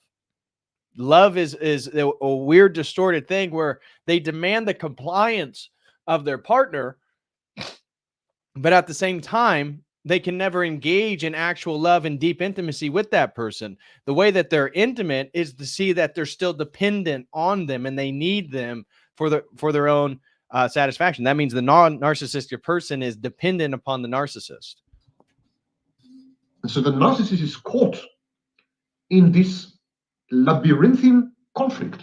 On the one hand, he's compelled to love you, or to actually to idealize you. He's compelled to idealize because he needs to feel loved. He can't even separate, individuate, because he can separate, individuate only from a loving mother figure. So he needs you to love him. So when you comply and you love him, he needs you to unlove him. Initially, he approaches you. He then abuses you in order to idealize you. He idealizes you in order to feel loved and to feel that he loves you. But then when you reciprocate, when you start to love him, he needs to push you away in order to separate and individuate. Because if he doesn't separate and if he doesn't individuate, the alternative is pain, frustration, hurt, anxiety, anger, envy, bad things, negative effects. Again, our Russian brother asked another, or could be a sister, I don't know, I can't read it. It says, can there be a version of narcissism that's directed inside, like pushing people away because love hurts? Can you say that this is also a form of narcissism? Well, in a way, that's what he's saying. Narcissism is inherently inside, in the sense that it's all about an internalized fantasy, which they're externalizing by getting people to fall into the sort of shared fantasy in multiple different ways, both the narcissist, their promises, their delusions of grandeur, but also then the idealization of their romantic partner. They want to idealize the romantic partner, so the romantic partner falls in love with their own ideal. And so, but at the same time, they can't actually love somebody, because to love somebody would make them vulnerable. It would open them up to humility. And these are things that the narcissist can't engage with. So it's like this constant cat and mouse game where the narcissist is pulling you towards them, but also if you show genuine love and affection, they're going to push you away to a degree because they can't actually engage with you on that level. Exactly. A replication of his original crisis and conflict with his original mother in early childhood. To avoid this replay and reenactment of the conflict with his mother of origin, he needs to end the relationship with you happily. Happy ending. And the only happy ending is by casting you to the outer darkness, rendering you, confining you, consigning you to oblivion, getting rid of you, separating from you, individuating. But, of course, the narcissist fails, because your idealized introject is lodged in his mind. And the shared fantasy, rather than being terminated, it mutates, is transformed, becomes something else in his mind. So the narcissist separation individuation never works. And he hoovers you. And I advise you to watch a video I've made about the dynamic, psychodynamic of hoovering. Jesse Miller throws in $10 and says, you got to be careful with Sam Vaknin because he also diagnosed Jesus with narcissism. What? I did not know any of that, Jesse Miller. Again, through our sponsor, major thank you to Jeffrey Ivey. I was not familiar with Sam Vaknin at all. This was the first time I watched his stuff. So I don't know a ton about him or his stuff, but that is eye-opening. Did not know he said that. So thank you very much, Jesse Miller, for the $10 super chat. But thank you very much for letting me know that he said this. I was not aware. But Sam Vaknin is a self-aware somebody with NPD, narcissistic personality disorder. So yeah. So who knows? That's what, when I was watching his stuff, it was like, well, if you have narcissistic personality disorder, Sam, how exactly do I know to trust you? Because wouldn't you also use psychological jargon and theories to manipulate, convolute, and build a sort of grandiosity about your own expertise on a subject? Seems like that would be a problem, right? So I don't know. I don't know much about Sam Vaknin, but I know. Well, Sam Vaknin was, again, Jeffrey specifically requested me to do a review of some of his stuff concerning narcissism. and his theories. So that's why Sam Vaknin's playing a central role in today's stream, is because of the request of our sponsor today, Jeffrey Ivey. So anyways, guys, I think that's going to conclude that part of the stream. I just want to answer a few super chats before we hop off. Our brother, the Mean Green Meme Machine from Boogie Down Deutschland, says, just imagine the confession that Bernardo guy would make if he would happen to stumble and accidentally break every bone in his body. Surprised face emoji. Yeah, that, and I'm telling you, if you guys have time, check out the Paul Bernardino stuff, because it is Bernardo, sorry, Paul Bernardo stuff. It's actually pretty interesting. So thank you so much, Mean Green Machine, for the support. I truly appreciate that. And let me check the dono chat real quick before we hop off. We got a $5 super chat from Andrew that says, my company is exposing modern communism, publishing our translation Castro Chavismo Internacional on January 1st. Just emailed to follow up regarding a sponsorship / promotion. Thanks and cheers. Well, I don't do promotions. You can sponsor a stream, but I did respond to you previous, Andrew, but I'll get back to you when I get off the stream. But I don't do paid promotions necessarily. That's not what the sponsor stream's for, but we can talk about a topic for sure. But thanks again, Andrew, for the support. Really appreciate you, brother. God bless. And that looks like that's going to do it on my end. I don't see any other super chats. Let me just make sure we got everything. Yep. I want to again give a special thank you to Jesse Miller, to Orthodox Boomer Grandma, Mr. Smirks, First Person Q, Twizzard, Survivor Foe, Amptown 1, and of course, my brother AC. Shout out to BMX 1966 and Mean Green Meme Machine from Deutschland. I wonder, what part of Deutschland are you from? Mean Green Meme Machine. Curious if you're still on. What part of Deutschland are you from? And then over on the dono chat, I want to give a special thank you to Jeffrey Ivey again for sponsoring the stream and sending in a very generous $100 super chat, as well as an anonymous that said, I may have a question. Thank you very, very much, guys, for that. And then another anonymous said, you always put great effort in your streams. God bless. Well, thank you very much, anonymous. And so that's going to do it for me tonight, guys. I am going to be back tomorrow with BLA. We're going to be doing a movie review of Home Alone, both 1 and 2. And I guarantee it's going to be deeper than you ever thought. So join us tomorrow night, 7 o'clock p.m. Eastern Standard Time. I will be joined by the great BLA and my friend, and I really look forward to that. I hope all you guys are able to make it. So as always, until next time, God bless.